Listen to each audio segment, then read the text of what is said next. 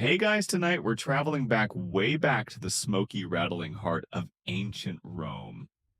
Not the romantic Rome of gladiators and grand emperors, but the very real, very grimy Rome that most people actually lived in. Imagine this: you wake up to the sound of a neighbor's goat bleeding through a paper thin wall, the scent of burning olive oil wafting up from a lower floor, and a sudden thud that might have been someone falling off a ladder, or just another collapsing stair plank. Welcome to your insula, the Roman version of an apartment building, only flimsier, more crowded, and far more flammable. You've got 7 people sharing a space the size of a walk-in closet, and someone just rolled onto your foot. Again. So before you get comfortable, take a moment to like the video and subscribe, but only if you genuinely enjoy what I do here. And hey, post your location and local time in the comments. I love seeing how far this sleepy little channel reaches.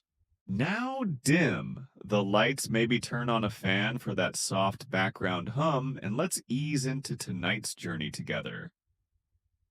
You're lying on a straw mattress that smells suspiciously like damp cabbage. It's itchy, lumpy, and now that you've noticed the cabbage smell, you can't unsmell it. The wooden frame creaks every time you shift your weight, which is often because you're sharing it with a cousin, a neighbor's child, and at least 2 fleas. The first thing you notice this morning besides the cabbage is the smoke. A thin, acrid haze has crept in through the cracks in the wooden shutters. Someone downstairs has started cooking early and their chimney is, well, non-existent.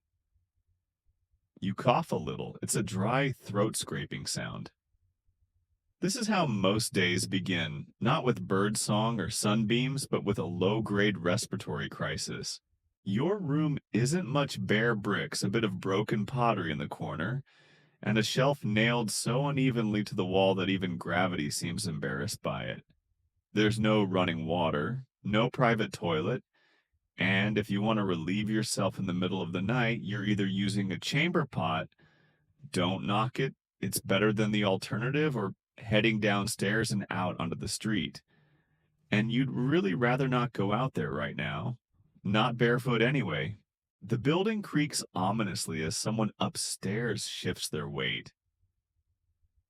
Your insula is made of wood brick and the architectural equivalent of wishful thinking. These things go up like matchsticks, and they collapse about as gracefully as a stack of wet toast. Historians still argue whether Roman building codes were regularly enforced or just decorative suggestions. Either way, you live on the 3rd floor, which sounds fancy until you remember there are no elevators, and you haul water up a rickety ladder like a sad, dusty squirrel. You stretch, but it's not luxurious. Your spine pops. Your knees crack and your neck makes a sound like crumpling papyrus. Breakfast is still a while off, and anyway, you're not exactly looking forward to it. So instead, you sit up and try to mentally prepare for the day. Someone shouts from the alley outside. You can't understand the words, but the tone says someone's goat has escaped. Again. There's a crash, a bleat, and a muttered curse involving Jupiter's left sandal. You've lived here long enough to not even flinch. This is just the Roman version of a morning alarm clock. There's movement at the door, a curtain, really not a door. Your younger sibling shuffles in and stubs their toe on the low bench near the wall. They hiss through their teeth and mutter a very un-Roman word. You glance around the tiny room. There are 8 of you living in this one unit, and that's pretty normal. Rich people get marble floors and painted walls. You get drafty windows and mold that's developing a personality. The communal hallway smells like damp wool, garlic, and ambition. You step out, rubbing your arms to fight the early morning chill. Your one tunic is wrinkled and stained, but it's too early to care. You almost trip over a neighbor's laundry basket and murmur a polite salve, which gets a grunt in return. Stairs. glorious, terrifying stairs. They wind narrowly downward, the boards worn and groaning under your feet. No railing, no safety, just one slippery moment from becoming a historical footnote. Remember, elevators haven't been invented yet, and even ladders feel insulted by these staircases. As you reach the bottom, the door creaks open to the world, or what passes for it. The street is already alive with barking dogs, children with wooden swords, and a man aggressively selling fish that's been sitting in the sun for several hours too long. The air is thick with smoke dust and the unmistakable tang of donkey. You take a deep breath, instantly regret it, and keep walking. The local baker's already firing up his oven, and the scent of warm, slightly burned bread fights valiantly against the smell of sewage wafting from the gutter. You follow the stream of water, don't ask what kind of water down the sloping street, stepping over the occasional rat in an abandoned sandal. Someone's child races past you, laughing maniacally and wielding a stick like it's the sword of Mars himself. Back at the insula, the upstairs neighbor is yelling again. Something about a leaking roof. You're not surprised. It hasn't rained in 3 days, and somehow the roof is still dripping. Historians still debate whether the upper floors of insulae were legally required to be rentable, or whether landlords just gambled on people being desperate enough not to ask questions. You duck into the building again to fetch your clay water jug. It's heavy chipped and probably leaking, but you'll still have to haul it to the fountain 3 streets over and bring it back full. Unless someone steals it, which happens often. The thought of water reminds you your skin itches. Not just the usual poor hygiene itch, but a particularly sharp bite. Fleas. Probably. Lice, definitely. You sigh. Roman baths won't open until midday, and that's if you can afford the entrance fee. Maybe today you'll just dunk yourself in a fountain and pretend it's self-care. The day has barely started and already you're tired. There's something deeply humbling about realizing your mattress, your home, your job prospects, and even your food are all precariously balanced on a system that's as likely to collapse as the staircase you just used. But hey, the pigeons are out now, cooing softly from a cracked cornice above your doorway. One of them poops. It lands inches from your foot. You shrug. Somehow, this still isn't the worst part of your morning. And that, friend, is how the average day begins in ancient Rome. You haven't even had breakfast yet. You're already regretting that second cup of water. And let's be honest, it wasn't even a proper cup. More like half a cracked bowl you inherited from someone who probably died of lead poisoning. But none of that matters now because your bladder is insisting. You need to go.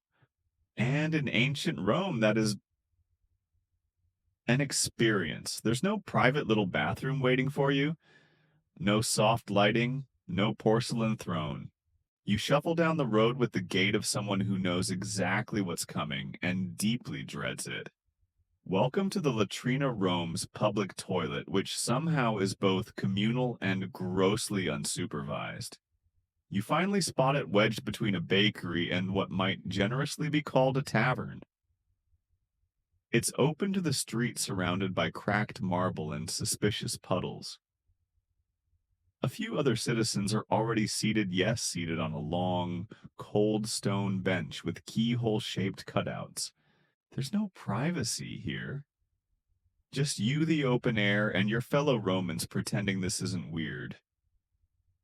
You try to act casual as you take your spot, legs awkwardly aligned with the hole, trying to focus on the faded wall fresco across from you instead of anything else. Now comes the real fun, the tersorium. It's a communal sponge on a stick dunked in salt water or vinegar, and shared by everyone who visits the facility. You stare at it for a beat longer than socially acceptable. It looks soggy, sad, a little too well used. You reach for it hesitantly, trying not to think about the guy before you or the guy before him. Historians still argue whether these were cleaned properly between uses. You're leaning toward nope. The Roman toilet isn't just awkward, it's dangerous. Sewer gases sometimes ignite. Rats might crawl up from the depths. And don't even think about what diseases are lurking on those sponges. Ancient medical writers mentioned exploding bowels more than once. There's a reason no one lingers here. A man next to you tries to strike up a conversation. You pretend to have a cough and stare into the middle distance. You are not bonding over bowel movements. Not today. You finish your business, hand back the tersorium like it's a cursed object, and step carefully over a wet patch that may or may not be olive oil runoff. You hope it's olive oil. The smell suggests otherwise. Once you're out in the street again, you breathe deep and immediately regret it. It's not just the toilets. Rome itself smells layered. Beneath the scent of smoke from cooking fires and the occasional floral waft from a passing rich lady's perfume, there's a background note of fermentation, aged fish, something sour. You never quite get used to it. You shake off the bathroom experience and start heading back toward the insula, but not before a man pushing a cart nearly mows you down. He's shouting something about chamber pots. You look closer, he's collecting them. Full ones. There's an entire profession built around removing waste, and it's as unpleasant as it sounds. His cart leaks. Of course it does. You pass by a different latrine, this one near the forum, and spot someone washing their hands in the same basin used for the sponge sticks. You vow silently never to touch anyone again. Of course, if you were wealthier, you'd have a private toilet, a ceramic pot in your home, emptied by a slave or servant. But you're not wealthy. You have exactly one ceramic item to your name, and you eat out of it. It's strange in a way. Rome, for all its grandeur and innovations, its aqueducts, its roads, its city planning still treats the very human act of going to the bathroom like an afterthought. Or maybe a group sport.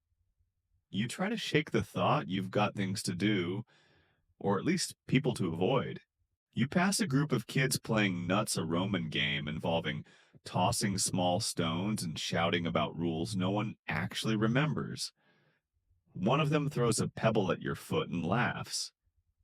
You scowl, which only encourages him. You keep walking. There's a part of you that envies the rich. They have privacy. Slaves to deal with the sponge. Marble toilets even. But with wealth comes politics, and with politics comes poison. So maybe you'll just take your moldy insula and your public humiliation and call it even. You take a turn down a narrower alley, hoping to avoid the morning bread crowd. It's not much better here. A man is relieving himself against a wall. He grins at you like this is perfectly normal. And in a way it is. Public urination. Totally acceptable depending on your social class and the time of day. You sigh, stepping wide around the puddle. As you walk, your thoughts wander to a strange rumor you heard from a guy near the baths. Apparently, Emperor Vespasian placed a tax on urine. Yeah, the public urinals were taxed, and the urine was collected and sold used in tanning leather washing clothes, even whitening teeth. Historians still argue how widespread this was, but the phrase, money doesn't stink, pecunia non olet, supposedly comes from Vespasian himself. You try not to picture the tax collector's job. Still, you're starting to feel vaguely accomplished. You've survived your first major ordeal of the day. You've navigated the public toilet gauntlet, avoided rat-induced trauma, and learned more than you wanted to about sponge protocol. That has to count for something, right? You round the corner to your building and step over someone's discarded sandal again. It looks lonely, slightly gnawed. You briefly wonder about its story before heading back up the nightmare staircase, juggling your water jug and trying not to slip. As you reach your level, the curtain to your room flaps gently in the breeze, or possibly from a neighbor's sneezing fit. Either way, you're home. You set the water jug down, your stomach grumbles. But before you can think about food, you wash your hands with a handful of dust and vinegar. It's what passes for hygiene. You survived the Roman toilet. You feel like a champion, a slightly traumatized, questionably clean champion, but a champion nonetheless. Your stomach's grumbling again louder this time. It sounds like a small, angry god demanding tribute, which honestly is a pretty good summary of how food works in ancient Rome. Unpredictable, ritualistic, and slightly dangerous. Breakfast, or ientaculum if you're feeling fancy and you're not, is usually a quick, humble affair. Rich people might nibble on imported dates or fresh bread with honey, but you're looking at a hunk of stale barley bread, and if you're lucky, a smear of olive paste. The bread is dry enough to qualify as a weapon, and the olive paste has seen better days possibly during the reign of Augustus. Still, you tear into it. Slowly. Chewing is work, and your jaw complains halfway through. There's no coffee, no eggs, no Instagrammable avocado toast. Just this sad little loaf in your imagination. You eat sitting on a wobbly stool outside the insula, watching a chicken wander past with the bored confidence of someone who knows it won't be lunch. Not today, anyway. You briefly consider chasing it, but then you remember your last run-in with the poulterer. You still owe him money and possibly an apology. As you chew, you catch snippets of conversation drifting from your neighbors. Someone's son is joining the army. Someone else claims to have seen a gladiator buying figs. Another is grumbling about bread prices again. You tune it out. These are morning rituals now, small talk, mixed with complaints held together by the glue of communal suffering. Now, if you were elite, born into a genes with a name carved into history, you'd be dining at a triclinium, reclining on silk cushions and being fanned by someone who definitely didn't volunteer. You'd nibble roasted dormice sprinkled with poppy seeds or oysters pulled fresh from the coast. You'd sip watered-down wine and pretend to listen to poetry readings, but you chew on bread that might actually be older than you. Your friend Marcus ambles over, scratching his beard with the resigned energy of someone who's been up since dawn and already hates the day. He's carrying a small satchel that smells suspiciously like fermented fish sauce garum. You eye it warily. Garum is everywhere. They pour it on everything, vegetables, meats, even fruit sometimes. It's salty, fishy, and beloved by Romans with an affection that borders on irrational. Historians still debate whether it was genuinely delicious or just Stockholm Syndrome in a bottle. Want some? Marcus offers, popping the cork and wafting the smell toward you. You recoil instinctively. He laughs. Suit yourself. Your breakfast now has an aftertaste of garum, just from proximity. He sits next to you and starts tearing into his own bread, which looks marginally fresher than yours. Show off. You going to the forum today? He asks between bites. Maybe you say, which means yes, but only if the staircase doesn't collapse under you first. You finish the last of your bread and brush the crumbs off your lap. A passing dog eats them off the ground. You hope it doesn't bite you. Roman street dogs are a gamble. Some are friendly, others are hydrophobic lunatics with a taste for ankles. You've been bitten twice. Once by a dog, once by a goose. You don't talk about the goose. You and Marcus head toward the Forum. It's the hub of the city, the beating heart of Roman life, where senators pretend they're important and vendors shout over one another like it's a competitive sport. But first, the baker. You stop by a Pastrina, the neighborhood bakery. The air here is thick with flour dust and heat. Inside, a giant communal oven roars like an angry volcano. A few slaves haul loaves in and out with long wooden paddles, their faces smeared with ash and sweat. You trade a coin for a still warm loaf of panis quadratus, that classic Roman bread marked with lines for easy sharing. It's denser than modern bread and baked in communal molds, giving it a distinctive wheel-like shape. You tear off a piece for later and tuck the rest into your bag. The baker nods at you. You nod back. No words exchanged. Just carbs and mutual exhaustion. As you leave, a boy dashes past you carrying a pot of honey, likely stolen. A woman screams after him, but no one chases him. You shrug. This is Rome.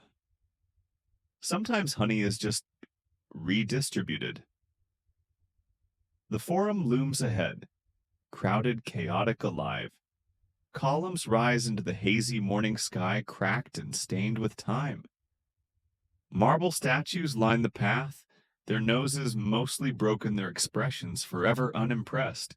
You weave through the crowd past a man loudly reading public notices, another selling boiled eggs from a cart, and someone dressed in theatrical costume shouting about tragedy. The smells hit you in waves. Incense, sweat wine, and yes, more garum.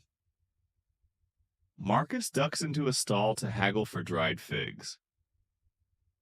You stay outside watching a pair of street performers juggle clay pots, while a small monkey dances to panpipe music. The monkey's better at keeping a beat than most Roman musicians you've heard. It makes eye contact with you. You feel judged. Suddenly, someone grabs your arm.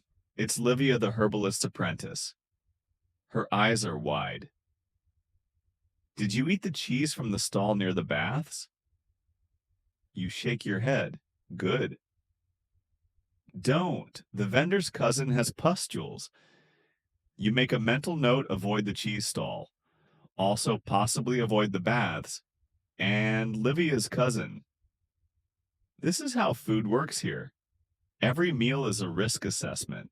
Every vendor could be your next best friend or your accidental executioner. Roman food preservation is creative. Salting, smoking, drying in the sun, and praying to the household gods. You thank Livia and move on, nibbling the bread from earlier. It's cooled now harder. You briefly consider dunking it in wine, but then remember you only have vinegar left. A man near the temple is preaching something, maybe philosophy, maybe just yelling. You're not sure. Historians still argue whether public speakers in Rome actually influenced anyone or just made enough noise to keep from being mugged. Back near the fountain, a woman sells boiled chickpeas. You toss her a coin and get a little wooden bowl. They're warm and soft, surprisingly comforting. You share a few with a child who looks at you like you've handed over a golden apple. You feel a bit heroic. Chickpea heroism, and just like that, breakfast turns into lunch. Not a feast, but a quiet survival. Bread figs, garum, chickpeas. A mosaic of flavors and textures and mild risk. You're full enough, for now. And the day is only just beginning. So you've survived the morning. You didn't poison yourself with garum, fall through the stairs, or get eaten by a street goose. That's a win in Rome. But now comes the real challenge, surviving a day job. Not just any job, of course. You're not a senator in a spotless toga giving long-winded speeches about virtue. You're a working-class Roman. Your hands are calloused, your tunic smells like yesterday, and no one's writing down your heroic deeds on a scroll. Today, you've picked up work at the construction site of a new bathhouse, one of dozens springing up across the empire. Bathhouses are the it thing. Everyone wants to build one, fund one, or bathe in one. You're the guy dragging bricks uphill for 6 sesterces and a questionable lunch. You arrive at the site and it's already chaos. Workers shout, stones clatter, and the foreman, let's call him Titus, is red-faced and waving a stick. He barks at you to grab a bucket of mortar. You obey. Not because he's scary, but because he's holding a stick and has zero chill.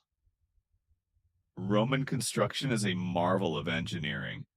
They've got concrete scaffolding and clever ways of making arches stay up without divine intervention. But the labor is brutal. You spend the first hour hauling bricks under a sun that seems personally offended by your existence. The bricks are made of clay and volcanic ash, heavy and sharp-edged. One slips and slices your finger. You bleed a little. No one notices or cares. By the second hour, you're mixing opus cementatium, the famous Roman concrete. It's a weird mix: lime water, volcanic sand, and crushed stone. It smells like wet despair. You stir it with a wooden paddle that looks older than the Republic. The work is monotonous, but kind of hypnotic. Stir, pour, flatten. Repeat. A nearby worker whistles a tune badly and someone else throws a fig at him. You laugh. This passes for entertainment. Mid-morning break comes. Not that anyone announces it. People just stop moving and sit down where they are. You find a shady patch beside a stack of roof tiles and munch on the bread you saved from earlier. It's drier now, practically fossilized. You dunk it in vinegar water to soften it. The taste is alarming, like someone dared to make salad dressing sadder. The man next to you shares a strip of dried meat. You trade him half your fig. No one speaks. You're too tired. The air is filled with the sound of chewing and the occasional sneeze. You overhear two older men arguing about a recent building collapse. One blames shoddy materials. The other insists it was a curse from an angry Lararium spirit.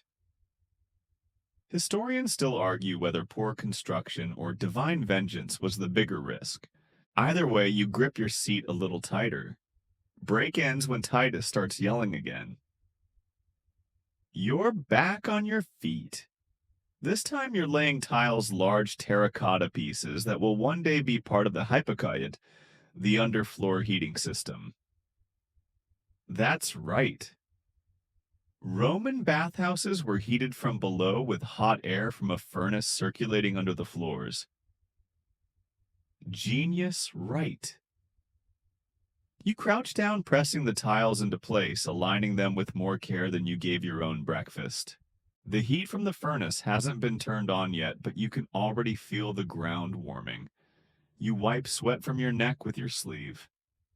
It does nothing. Lunch is a long way off. Your back starts to ache. You shift positions, crack your neck, regret everything. Someone nearby drops a tile, shattering it. Everyone winces. Titus screams something about incompetence and threatens to dock pay. You've heard it before. Probably will again. There's a moment of light relief when a dog runs across the site carrying a stolen sandal. Workers cheer. Someone tosses the dog a piece of sausage. Morale briefly rises. Then it's back to lifting tiling, mixing, and sweating. Midday sun hits hard. There's no shade now. Your tunic sticks to you like old plaster. You daydream about being a potter instead, or a scribe. anything involving sitting. But then you remember scribes have to copy long documents by hand, and most get eye strain by 30. The potters breathe in so much clay dust their lungs become artisanal. Everyone's miserable somewhere. Titus shouts again, this time for a water break. A boy brings around a clay jug and a stack of dented cups. You drink fast. The water's warm and tastes like clay, but it's wet. And that's all that matters. You pour a little over your head. It evaporates before it hits your shoulders. Someone near the furnace coughs hard and keeps coughing. Probably the ash or tuberculosis. No one asks. Eventually, the afternoon stretch arrives, the long slog of repetition and aching muscles. You start to lose track of time. You lay tiles without thinking. You count bricks without meaning to. Every part of you feels sun-baked and brittle. You scratch your arm and come away dusty. At one point, a rat scurries by. You don't even flinch. That's how numb you are. A man nearby slips and cuts his leg. He wraps it with a strip of linen and keeps going. No one pauses. Rome doesn't do sick days. By late afternoon, the work slows. Not officially, of course. But people start dragging their feet. Conversations creep back in. Someone starts humming again mercifully, not the fig-pelted guy from earlier. You lay one last tile and stretch your arms skyward. Your back makes a sound like breaking papyrus. Titus inspects the day's progress with a frown. He mumbles about deadlines and nods. That's about as close to praise as you'll get. You're dismissed with a wave. No ceremony. Just a slow, aching trudge away from the site. Your arms feel like cooked lentils. Your legs want a refund. But you're done. For now. As you limp back toward your insula, you wonder how long this project will take. Months, years. Will you be here when it opens? Will you even still have both knees? Historians still argue how long some of these bathhouses took to build, especially the larger ones. But you're just hoping not to lose a finger tomorrow. Back at home, you collapse on your cot. Dust clings to every surface of your skin. You smell like mortar and old cheese. You don't care. You survived your Roman workday, just barely. The sun hangs low now, stretching shadows across the alleyways like lazy fingers. Your whole body feels like a used sponge, wrung out, cracked, and vaguely moldy. But rest not quite yet. There's still the matter of personal hygiene. Or in ancient Rome, the illusion of it. You're headed to the Thermae, the public baths. Before you get too excited, remember this isn't a private spa day. These baths are the Roman Empire's version of a town square gym and community swimming hole all rolled into one. Think communal sweating with strangers. Every class of Roman goes here, from toga-draped patricians to bread-crusted workers like you. Everyone needs a good rinse, and the bathhouse is where it happens if you don't mind someone flossing next to you with a horsehair brush. The bathhouse you're headed to is a mid-size affair.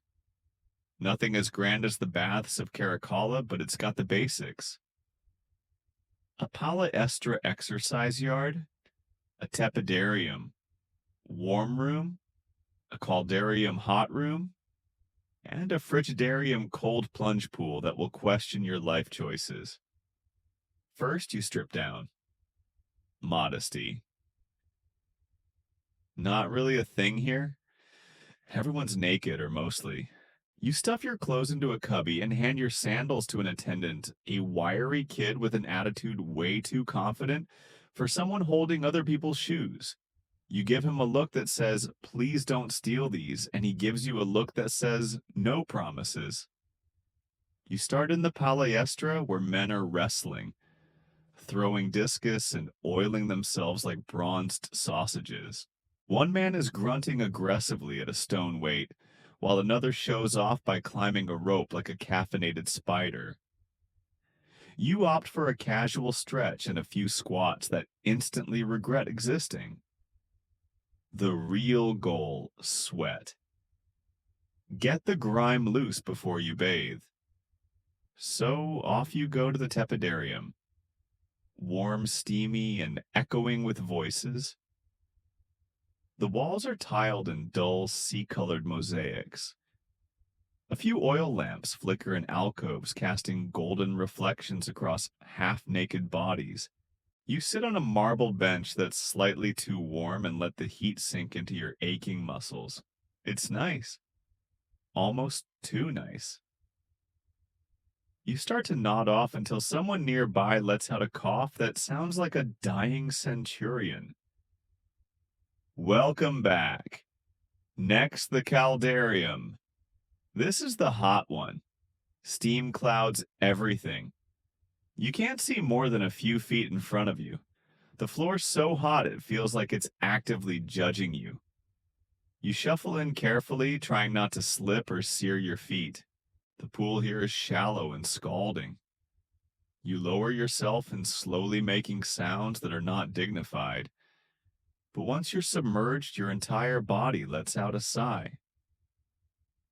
And here's the thing about Roman hygiene, they don't actually bathe with soap. Instead, they cover themselves in oil, then scrape it off, using a tool called a strigil, a curved metal blade that peels away the oil, sweat, and dirt like medieval exfoliation. You smear olive oil on your arms, chest, legs, then scrape. The sensation is weirdly satisfying, slightly gross, possibly addictive. A man next to you lets out a contented moan. You pretend not to hear it. Some people have slaves do the scraping for them. You being proudly broke, do it yourself and avoid eye contact with the guy next to you who's making far too much eye contact with you. The bathhouse is noisy now. Kids splash water. Old men argue about chariot races. Someone's singing a folk song you vaguely recognize. A vendor strolls through with honeyed nuts and dates for sale, which is strange because eating in a hot room sounds like a crime against digestion. But hey, Romans love multitasking. After 20 minutes of hot soaking, you're as limp as boiled lettuce. Time for the frigidarium. You walk in and immediately regret it. The cold room is not refreshing. It is full-on hypothermic. You dip one toe into the plunge pool and contemplate every bad decision in your life. Then you hear laughter and see Marcus already in the water, waving at you like it's a beach holiday. You can't let him show you up, so with a deep breath and the whimper of a defeated gladiator, you jump. It's like being punched by a glacier. Your heart hiccups. Your limbs forget how to function. But after a few seconds, your body adjusts, and weirdly, it feels good. Like being reborn, but angrier. You float there for a moment, staring at the ceiling, which is painted with faded frescoes, nymphs, dolphins, maybe a god or two. You wonder who painted it. You wonder how long it took. Historians still argue how many bathhouses used decorative frescoes and whether they served a religious purpose or were just ancient bathroom wallpaper. Eventually, you climb out, teeth chattering slightly. You dry off with a linen cloth that feels like sandpaper. You find your sandals are miraculously still there. You give the attendant a coin and a suspicious glance. He winks. You leave the bathhouse cleaner, softer, and possibly more alive than you've felt all day. But don't mistake cleanliness for safety, because the streets of Rome at dusk, that's a whole different beast. Back outside, the sky is stained with lavender and smoke. Lamps are being lit, open flames in glass cages, casting flickering halos onto shop fronts and alley walls. You wrap your tunic a little tighter. The evening air has bite and the city shifts into a new rhythm. Street vendors shout last chance deals. Children run barefoot down the cobbles. Someone strums a cithara by a fountain, the notes lost in the wind. You grab a skewer of grilled meat from a cart. It's probably goat, possibly cat. You don't ask. It's hot and salty and exactly what you need. As you walk home, the scent of fresh bread mixes with wood smoke. You pass a woman tossing scraps to stray dogs and a man vomiting loudly into a ditch. The contrast is peak Rome.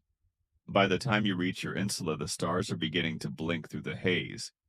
You sit on your doorstep chewing the last bite of meat, watching a rat and a pigeon engage in what looks like territorial negotiations. You survived the work. You survived the bathhouse. You smell less like despair. That counts for something. So you're home again, sort of. Because home in ancient Rome isn't quite the oasis you might imagine. It's less a cozy apartment and more a precarious slice of a fire-prone, overcrowded vertical sandwich. Welcome back to your insula, a multi-story block crammed with tenants' noise and the constant smell of other people's dinner. You climb the steps, which are steep, uneven, and definitely not up to modern code. There's no railing, no lighting. You pass a neighbor you vaguely know, a sandal maker who always smells like glue and fish, shuffling down the stairs, muttering about his missing tools. He doesn't make eye contact. No one does after dark. Your room is near the top, which sounds fancy, but really just means cheap and risky. Fires start below and rise fast. The top floors are the first to burn and the last to be maintained. Also, the floor might cave in if you breathe too hard. Inside your apartment is one room. That's it. A bedroll on a wooden platform, a chipped clay lamp, and a crate you use as a table. Your worldly possessions fit in a sack.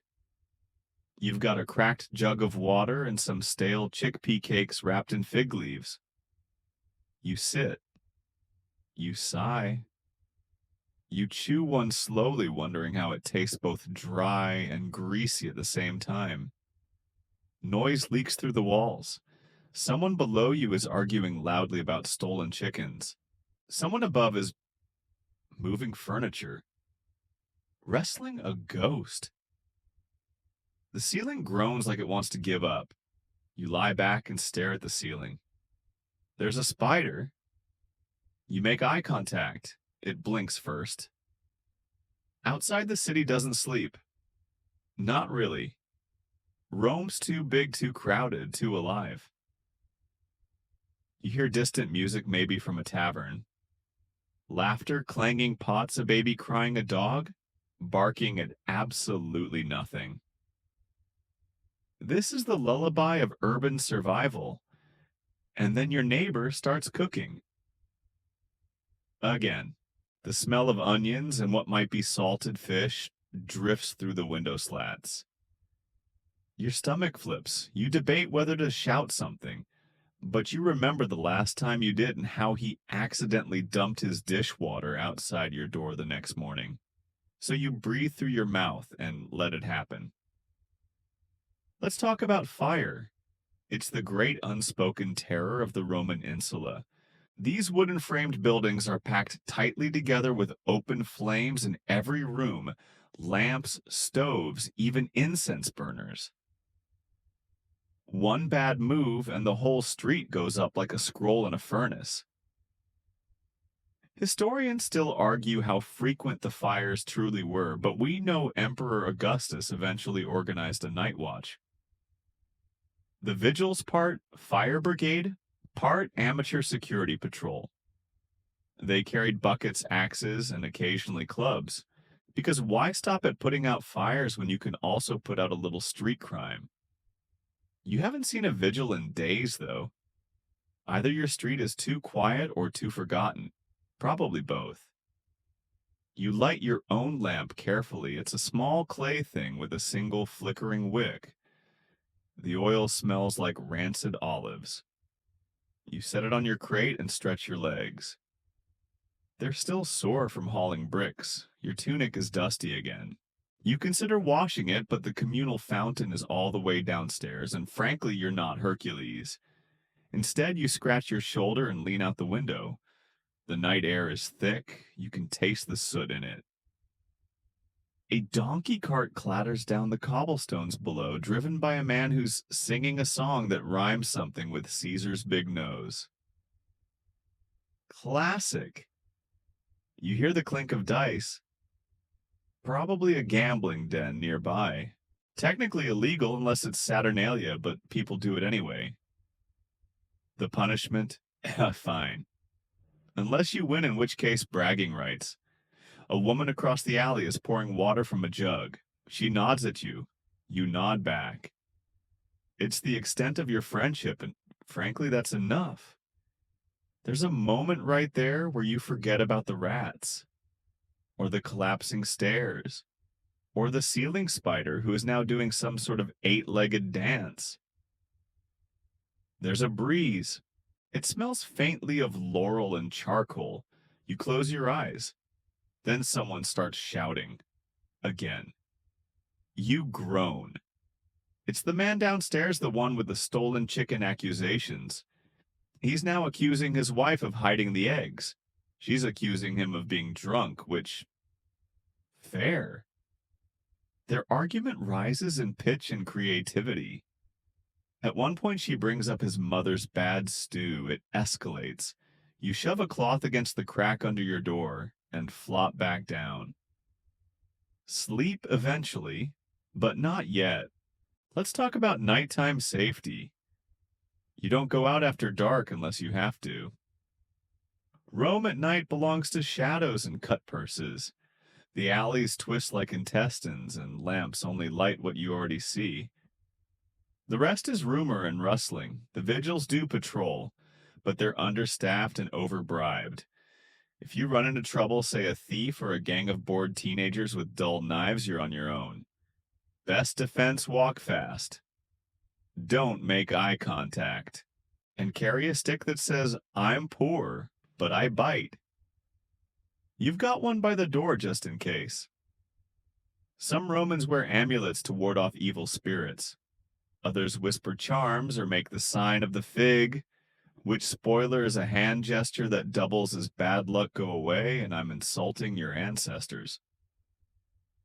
You rely on the classic defense of hope it's someone else's turn tonight. You roll onto your side trying to find a soft spot on your bedroll. You stare at the flickering lamp. The shadows it casts move in odd patterns. For a moment, you imagine what life might be like if you were rich. You picture a villa sprawling gardens, fountains, floors that don't creak like death. You'd have servants, a personal bath, a cushion that doesn't leak straw every time you sit. And yet, even the wealthy can't escape certain things. Mosquitoes, taxes, that one cousin who always asks for money. You smile. Sleep teases you again. Somewhere in the distance, a fire horn blows. You sit up heart-thumping. A dog barks. People shout. You lean out the window and see smoke 2 streets over. Neighbors yell buckets appear. Someone is dragging a cart out of the way. But the wind is in your favor. The fire won't reach here. Not tonight. You lie back down. Your heart still races a little, but it's fading. Sleep comes slowly in ancient Rome. It has to sneak past noise, anxiety, hunger, and the faint smell of fermented fish. But eventually you drift off on a straw bed in a crumbling room in the belly of the empire. Because despite everything, the chaos, the filth, the spider, you survived another day. You wake to the sound of something crashing. Loudly, repeatedly. It's not thunder. Thunder doesn't usually come with swearing. You sit up bleary-eyed and still half-baked from yesterday's sun. Your back protests. Your knees file formal complaints. The lamp's gone out, and the morning light filters in through the slatted window like a judgmental sigh. Welcome back to the Insula, where privacy is a myth and sleep is a luxury. Someone outside is already hawking barley porridge. Turns out the crashing is the delivery cart for the local Pastrinum, the grain mill. Giant basalt grinding stones being turned by donkeys that definitely hate their job. You hear them braying. They sound like they're bargaining with the gods. And yes, you're going to the mill today. You have to, because bread isn't optional, it's survival. You gather your things. Not much a pouch with a few coppers, a small sack of wheat, and yesterday's stale crust for bartering or snacking. You throw on your tunic, which now smells like smoke and onions, and you head out the door down the creaky, always might collapse stairs. The street is already alive. Fishmongers flinging eels, water carriers sloshing amphorae, a group of boys chucking pebbles at each other, while an old woman curses them in Latin so vicious it might be legally binding. Rome never really sleeps. It just changes mood. The Pastrinum is only a few blocks away, but every Roman block feels like a gauntlet. You dodge puddles, probably not just water, navigate around beggars, avoid a man yelling about Jupiter's beard, and step over a sleeping dog that looks better rested than you. When you reach the mill, the air is thick with flour dust and the scent of yeast.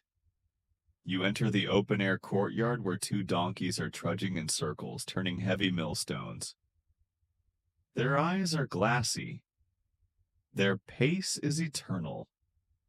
The same slow grind as yesterday and the day before and probably until the end of time. A mill slave waves you in. He's covered in a fine layer of flour like a human pastry. You hand over your sack of grain. He doesn't say a word, just nods and tosses it into the bin for processing. Let's talk about how this works. In ancient Rome, most people didn't mill their own flour. It was exhausting, time-consuming, and took muscles you don't have. Instead, they brought their grain to places like this commercial mills run by local bakers or wealthy landlords. The rotary quern powered by donkey or sometimes slaves crushed the grain into coarse flour. Not sifted, not refined, just barely edible. You watch the stone turn, hear the low grind and the rhythmic clop of hooves. You wonder how much donkey hair ends up in the flour. You decide not to ask. Some historians argue that Rome's reliance on this milling system shows both its genius and its downfall. Efficient but dependent. A broken wheel or a donkey rebellion, yes. It happened once and suddenly the entire neighborhood goes hungry. While you wait, you spot something curious. A small room off to the side, door ajar, barely lit. You peek in. Inside, a man is hunched over a clay tablet writing something with a stylus. Not a baker, a record keeper. Turns out even bread is bureaucratic. This mill tracks every delivery, every payment, every customer. Grain is currency and food security is power. Rome runs on its stomach and flour is the foundation. The man looks up. You look away. He goes back to his scratching. Your flour is ready. The slave returns with your now heavy sack. You swap a few coins. Nod in that universal thanks, I guess, way, and hoist it over your shoulder. It's heavier than it should be.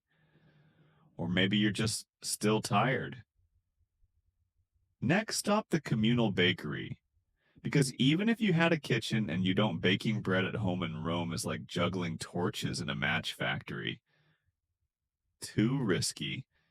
So you carry your flour to the local pastrina where dozens of others are doing the same. It's a narrow, smoky building packed with shouting people, and the scent of baking bread so strong it could knock you over. Ovens line the back wall, giant clay beasts with fires roaring inside. The temperature is somewhere between sweaty and Olympian sauna.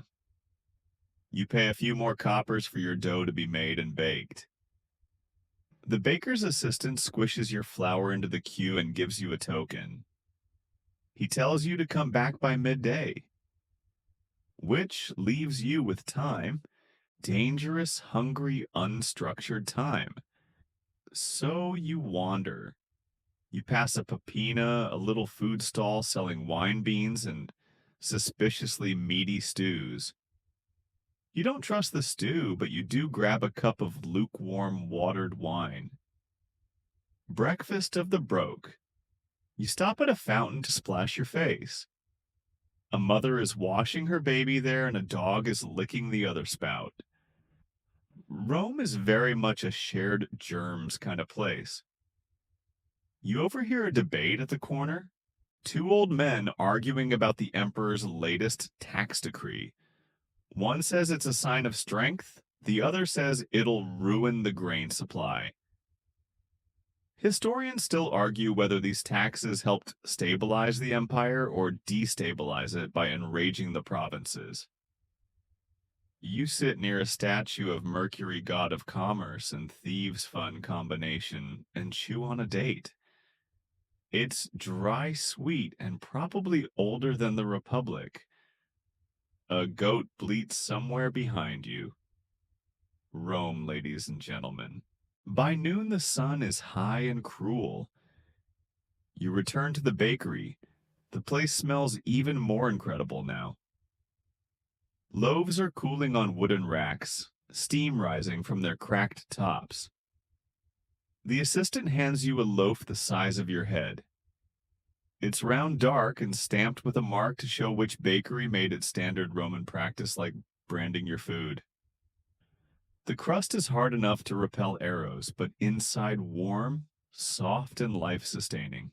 You tear off a piece right there in the street and stuff it in your mouth. It's bland, a little gritty, possibly full of ash, but it's yours. You head home cradling the bread like treasure, because it is. You pass a group of children playing knucklebones in the dirt. One waves at you. You toss him the stale crust from earlier. He cheers like you gave him a gold coin.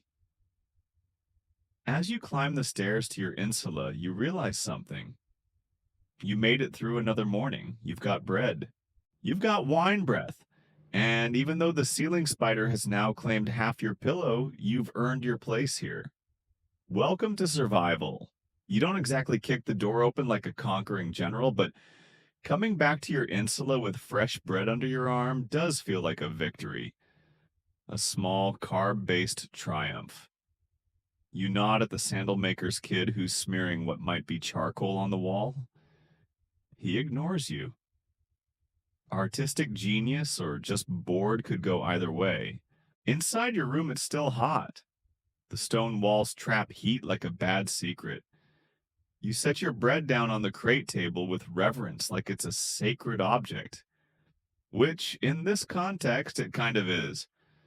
Lunch in ancient Rome for someone of your station is what generous people might call modest. The bread's the centerpiece. You've got a small clay jar of olives, some dried figs if you're lucky, and a leftover smear of cheese that's beginning to walk on its own. Still, you're starving. So you break the bread, dip it in a bit of watered-down vinegar, pop an olive, and let the feast begin. You chew slowly. Not for mindfulness, though. That sounds like something a Stoic would say, but because this bread is tough. A jaw workout. It said Roman bread often contained bits of grit from the millstones. And here you are, practically flossing with sand. You lean back, bite into a fig, and let your mind wander. Rome is huge. Somewhere out there, senators in purple-trimmed togas are lunching on oysters and honey-glazed dormice. Meanwhile, you're here wrestling a loaf like it's a gladiator. You try not to take it personally. The truth is, Roman diets weren't glamorous unless you were rich. And even then, it was more about novelty than nutrition. Peacock tongues? Yep. Flamingo brains. Also, yes, fermented fish sauce on everything. Absolutely, but for regular folks like you, meals were simple. Bread, beans, porridge. Maybe a little cheese or salted meat if times were good. Vegetables were common lentils, cabbage onions, chickpeas. Meat rare, unless you counted bits floating in public stews. Historians still argue whether Rome's grain dole the annona was enough to feed the urban poor. Some say it kept the peace, others claim it created dependency. You just know you're not on the dole. You wish you were. As you nibble your lunch, a strange sound drifts in from the window drumming. Not music. Work. The rhythmic thud-thud of laundry being slapped against stones down by the Fullonica, the fuller's workshop. Ah, yes. It's time to talk about laundry. Imagine a place where your clothes are washed in human urine. You don't even have to imagine. That's literally what they do. The fullers collect urine from a public urinals called piss pots set out on street corners. People donate generously. The ammonia in the urine acts as a cleaning agent. They soak the tunics, stomp them like grapes, beat them on stones, and then hang them in smoky rooms with sulfur to bleach them. It works, kind of. But your tunic always comes back with a faint tang. Let's call it ode to sidewalk. If you had money, you might send your tunic there now. But since you don't, you're stuck with the DIY method, rinsing it in fountain water, scrubbing it with sand, and pretending you can't smell what you definitely still smell. You sigh and roll your tunic off. Time to wash. You head down the street toward the nearest lacus, a public fountain. You pass two women balancing amphorae on their heads and a boy running by with an eel in his hands. No explanation, just Rome. At the fountain, you stake a corner and begin scrubbing your tunic with a handful of ash and gravel. It works about as well as you'd expect. A city magistrate walks past and shoots you a glance, not judging, just assessing whether you're going to clog the drain again. You nod at him, overly polite. He grunts. Nearby, a group of women are arguing over water rights. Someone's hogging the good spout again. You pretend not to listen, but one of them references a goat and someone else's uncle in ways that feel metaphorically illegal. You finish your scrubbing, wring the tunic out with the strength of a man trying to exorcise a demon, and drape it over a warm stone to dry. You're left in a loincloth and an air of damp defeat. The sun's beating down now. You lean against the wall and close your eyes. This is where the city hums at a different pitch. Not quite siesta time, but slower. Vendors take breaks. Shadows stretch across mosaicked sidewalks. A child naps under a cart. A cat suns itself like it owns the empire. You exist in this moment of sticky, dusty peace. Then you hear a familiar voice. Still scrubbing your own laundry, it's Marcus the stone hauler from your work crew.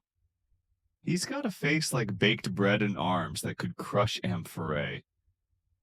He's holding a small jug of wine and a broken comb. You grunt back, still stealing from the temple offerings. He laughs, drops beside you, and hands you the wine. You drink. It tastes like vinegar and figs. He offers the comb. You pretend to use it, then hand it back.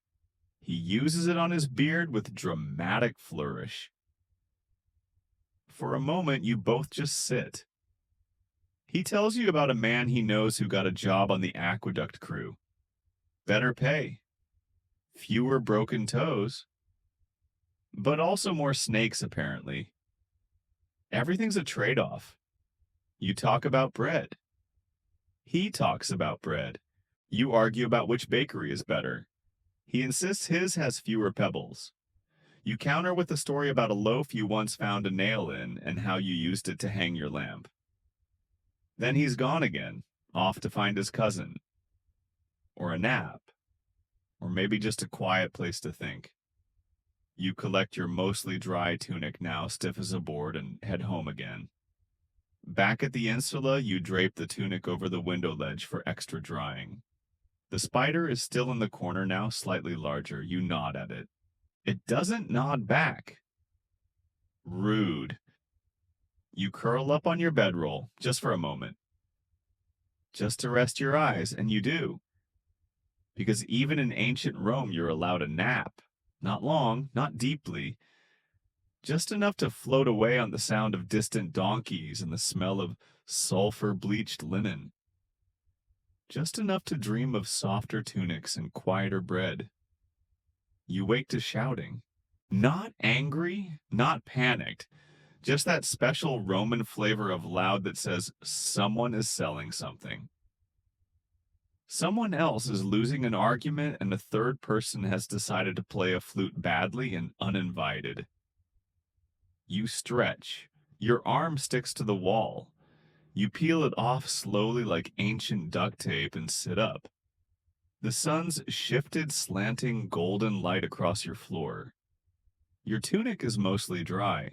Crispy might be the better word, but hey, at least it doesn't reek of yesterday's sweat and vinegar wine anymore. You tug it back on and prepare yourself for the next essential task of your Roman life, staying on the city's good side. Because in ancient Rome, survival isn't just about food or laundry or not falling into open sewers. It's about knowing who to flatter, who to avoid, and how to make yourself useful without being noticed too much. You need patronage.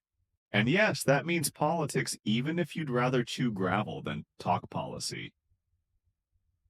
You descend the stairs of the insula, passing a man trying to fix a broken oil lamp with what looks like wet string. It's not going well. Outside, the city's rhythm has picked back up. The nap hour lull is over, and everyone is moving again like ants who got into the amphorae sugar. You head toward the forum. Not the grand marble one, the big one where senators strut and lawyers yell in public. No, you're going to the Forum Holatorium, the marketplace that deals in vegetables, small trades, and whispers. You're not shopping, you're watching. See, the way Roman society works is layered like a terrible lasagna. On top, you've got the elites, the patricians and wealthy equities, dripping in status and surrounded by people who pretend to laugh at their jokes. Below them are plebs like you, free, but not exactly free men of leisure. To survive, you need a patron, a wealthy Roman, who can toss you scraps of favor in exchange for your loyalty labor, or just being part of his political entourage. So today, you're people watching. Over there, a young man in fine sandals argues with a fish seller, then buys the whole basket. Not because he wants the fish, but because the fish seller votes in his precinct.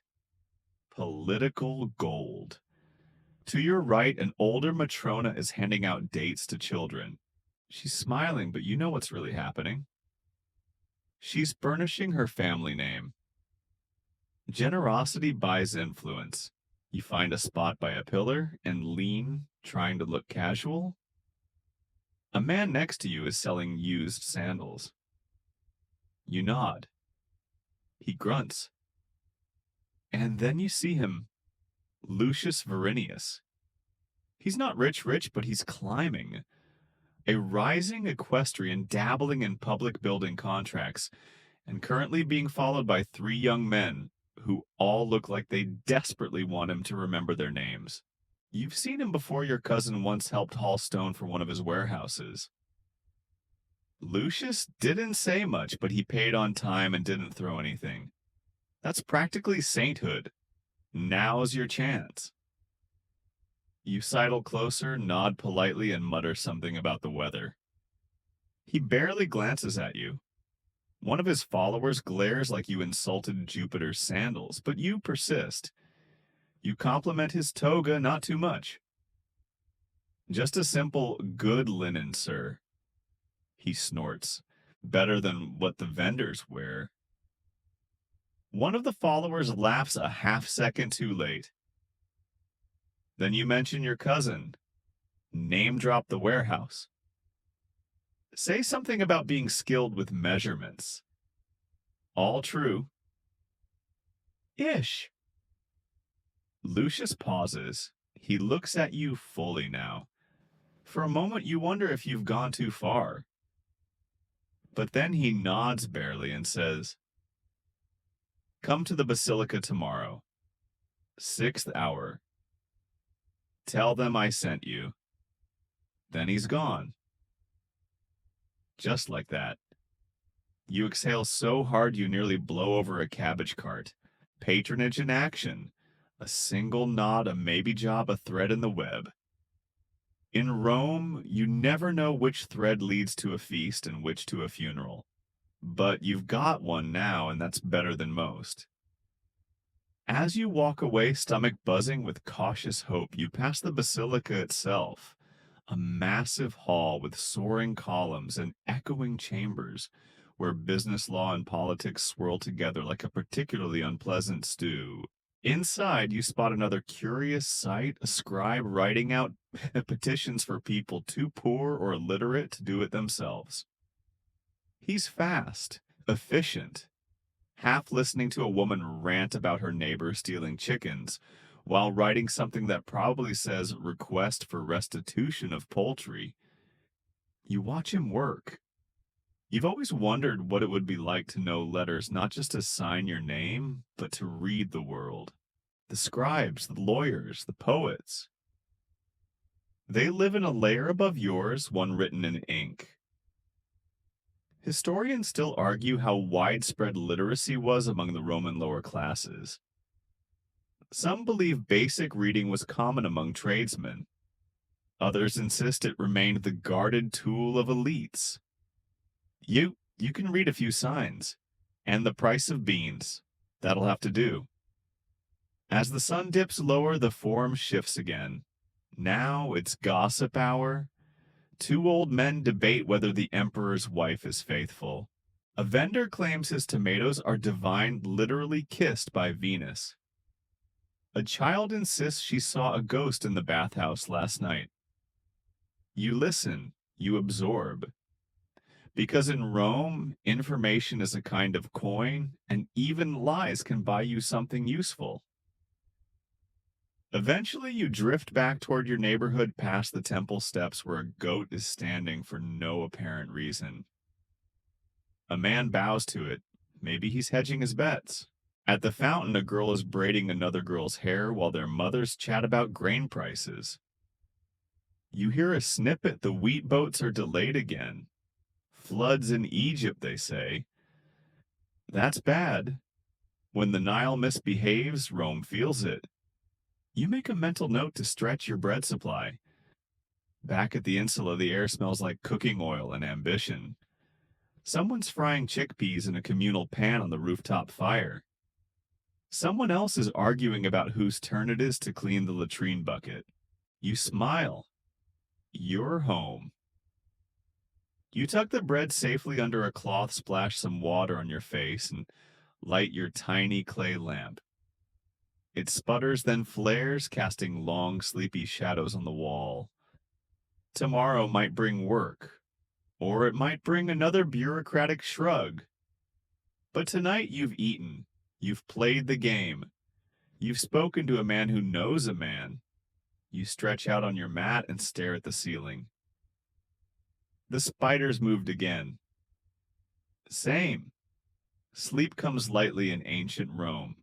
The insula creaks and groans around you, a chorus of woodstone and snoring neighbors. Someone coughs. A dog barks 3 streets over. And somewhere nearby, a couple is having a loud disagreement about whose turn it is to fetch water in the morning. You smile into your threadbare pillow. Domestic Bliss Roman Edition. When morning finally cracks through your tiny window, it does so rudely golden light slapping across your eyelids like an over-enthusiastic centurion.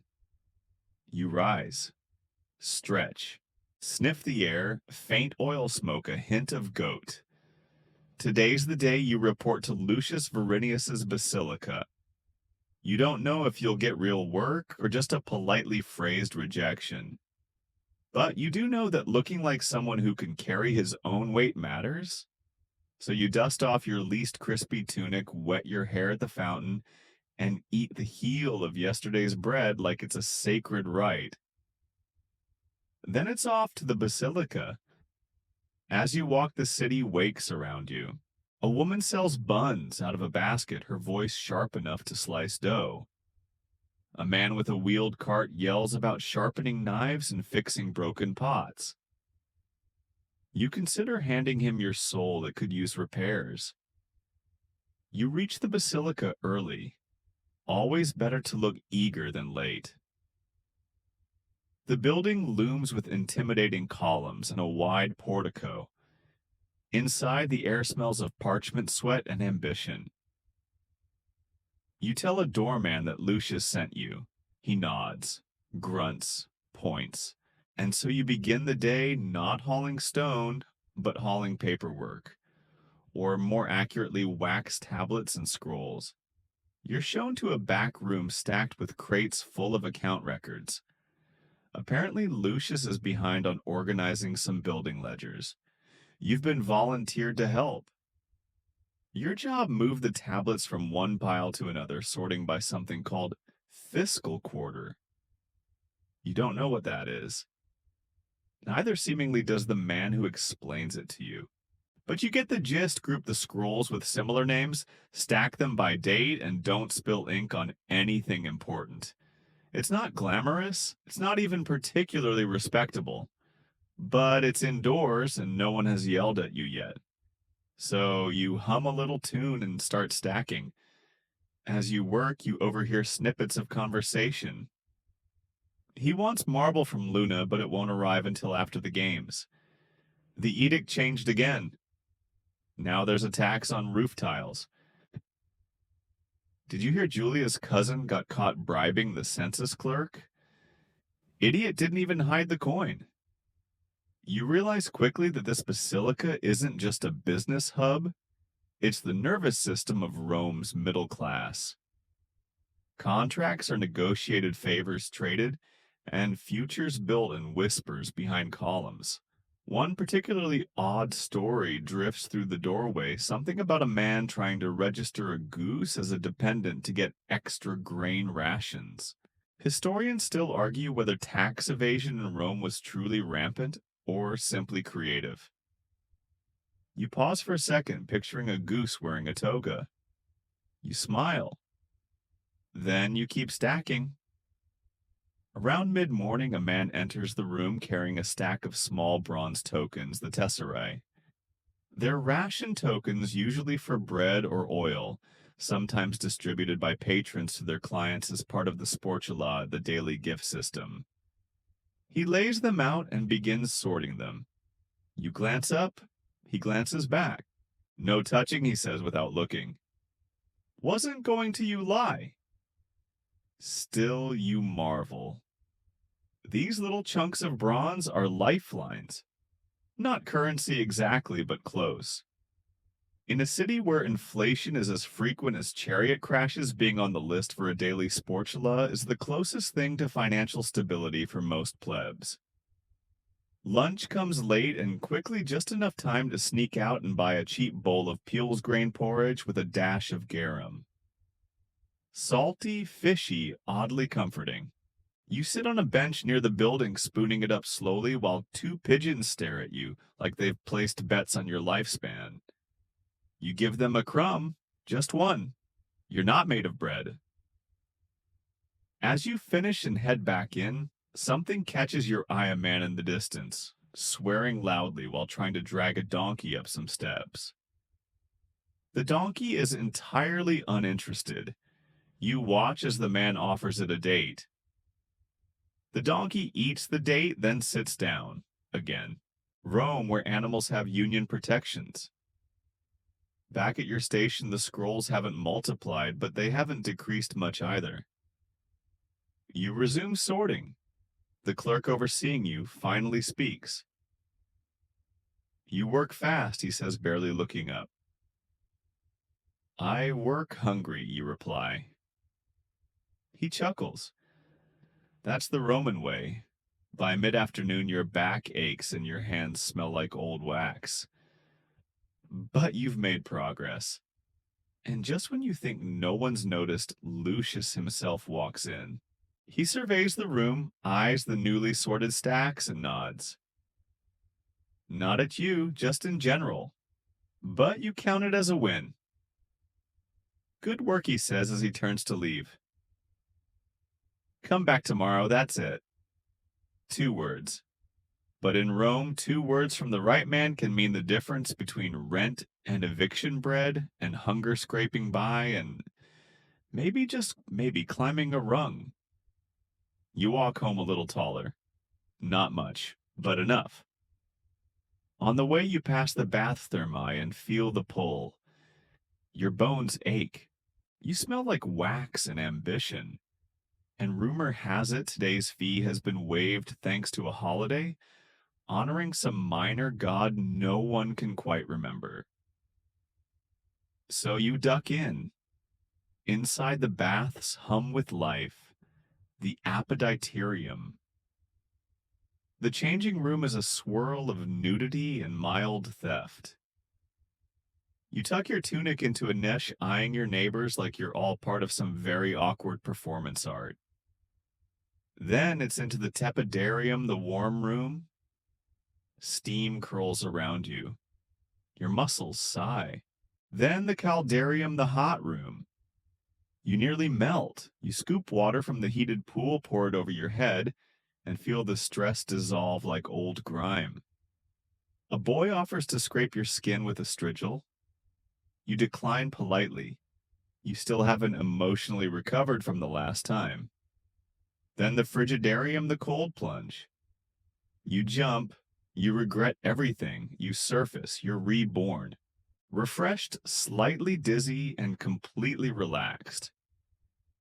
You dry off, reclaim your tunic, thankfully still present, and step back into the Roman sun. It's late now. The sky has gone watercolor. Street lamps, small clay oil bowls flicker to life. Smoke drifts from rooftops. Somewhere a lyre player plucks out a mournful tune no one really asked for. You make it home. Collapse on your mat. Your muscles hum, your mind floats, and you realize for just a moment you don't entirely hate it here. You might even survive tomorrow. Maybe. You wake to the sound of water, someone splashing it, sloshing it, yelling at it. That last part turns out to be your upstairs neighbor who seems to be in a deeply committed argument with his leaking roof tile. You yawn, stretch, smack your dry lips. It's another Roman morning, which means hope for bread, prepare for noise, and expect the unexpected. You rise slowly. Your joints creak like an old temple door. The tunic you wore yesterday is still vaguely damp from your bathhouse adventure, but it's less sticky than the alternative, so on it goes. Time to report back to Lucius. The basilica calls, and you're beginning to think it might actually be the closest thing to a career you've had in Rome. But as you wind through the morning crowds dodging children with sticks and one goat who is clearly running late for something, you realize the city feels different today. There's tension in the air, more soldiers on the streets, more wagons carrying amphorae stacked high and tied down with a confidence you do not share. The fountain near your insula has a fresh posting, a notice etched on wood reading, "Water rations may be reduced in outer districts." And that, dear friend, is a very Roman problem. Water? Rome drinks it, bathes in it, flushes it down public latrines like a spoiled child, and absolutely takes it for granted. But the truth is, the Roman water supply is a masterpiece of ambition and engineering, one that makes or breaks entire neighborhoods. You follow a group of chatterers down the Vicus listening in. The Aqua Appia is running low again, one woman mutters. They say Etruscan saboteurs messed with the gates, her companion replies. Or maybe it's just those crusty old pipes. You ever smelled them? Historians still argue whether Rome's aqueduct disruptions were frequent crises or cleverly managed inconveniences. You don't have time to weigh in, you just want to know if your part of town is going to have clean water tomorrow. Let's pause and appreciate how astonishing Rome's water system really is. At its peak, the city was fed by 11 major aqueducts carrying over 300 million gallons of water a day across hills and valleys, powered purely by gravity. That's more liquid than you spilled last week trying to carry wine in a cracked jug. The water entered the city at high points, channeled through massive Castella distribution tanks, then piped into public fountains, baths, private homes if you had money, and sometimes into fish ponds because nothing says elite status like washing your feet beside decorative carp. But here's the catch, you're not elite. You rely on public fountains. And when the aqueducts are interrupted, those fountains dry up faster than a senator's moral compass. Water becomes a luxury. Bathing becomes optional. And fights at the fountain turn from verbal to splashy. You arrive at the basilica and even here the water drama has reached the scribes. They say Aqua Marcia was cut off near the 6th milestone. One says sipping from a tiny clay cup with the sadness of a man who knows it may be his last drop for a while. Lucius is busy, more so than usual. He waves you toward a new stack of scrolls, then mutters something about cistern maintenance records. You nod like that means something to you. It doesn't. But you're good at nodding now. Turns out your new task is to track which buildings in a particular district have their own water cisterns and whether they've paid taxes on them. You sort through the scrolls, noting names, property sizes, and a surprising number of complaints written in the margins. My neighbor diverts my water, one angry landowner has scribbled. Birds are nesting in my pipe again, another laments. Someone has drawn a fish with legs. You respect that. As you work, you learn things. You learn that water is deeply political. That rich Romans who have private plumbing often bribe quarry water officials to give them higher pressure. Yes, water pressure was absolutely a thing. You learn that some public fountains only work during certain hours depending on which aqueduct serves them. And you learn that entire blocks can go dry if one man decides to illegally tap the main line. You also learn that there's a man named Gaius who apparently filled his bathtub during a drought and caused 6 days of rationing. Legend. By midday, your hands are dusty, your stomach's empty, and your throat feels like a sun-baked amphora. You take your break.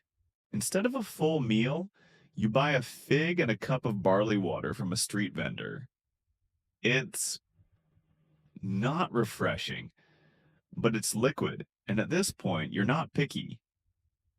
Nearby, two men argue about which aqueduct is best. Aqua Claudia never fails.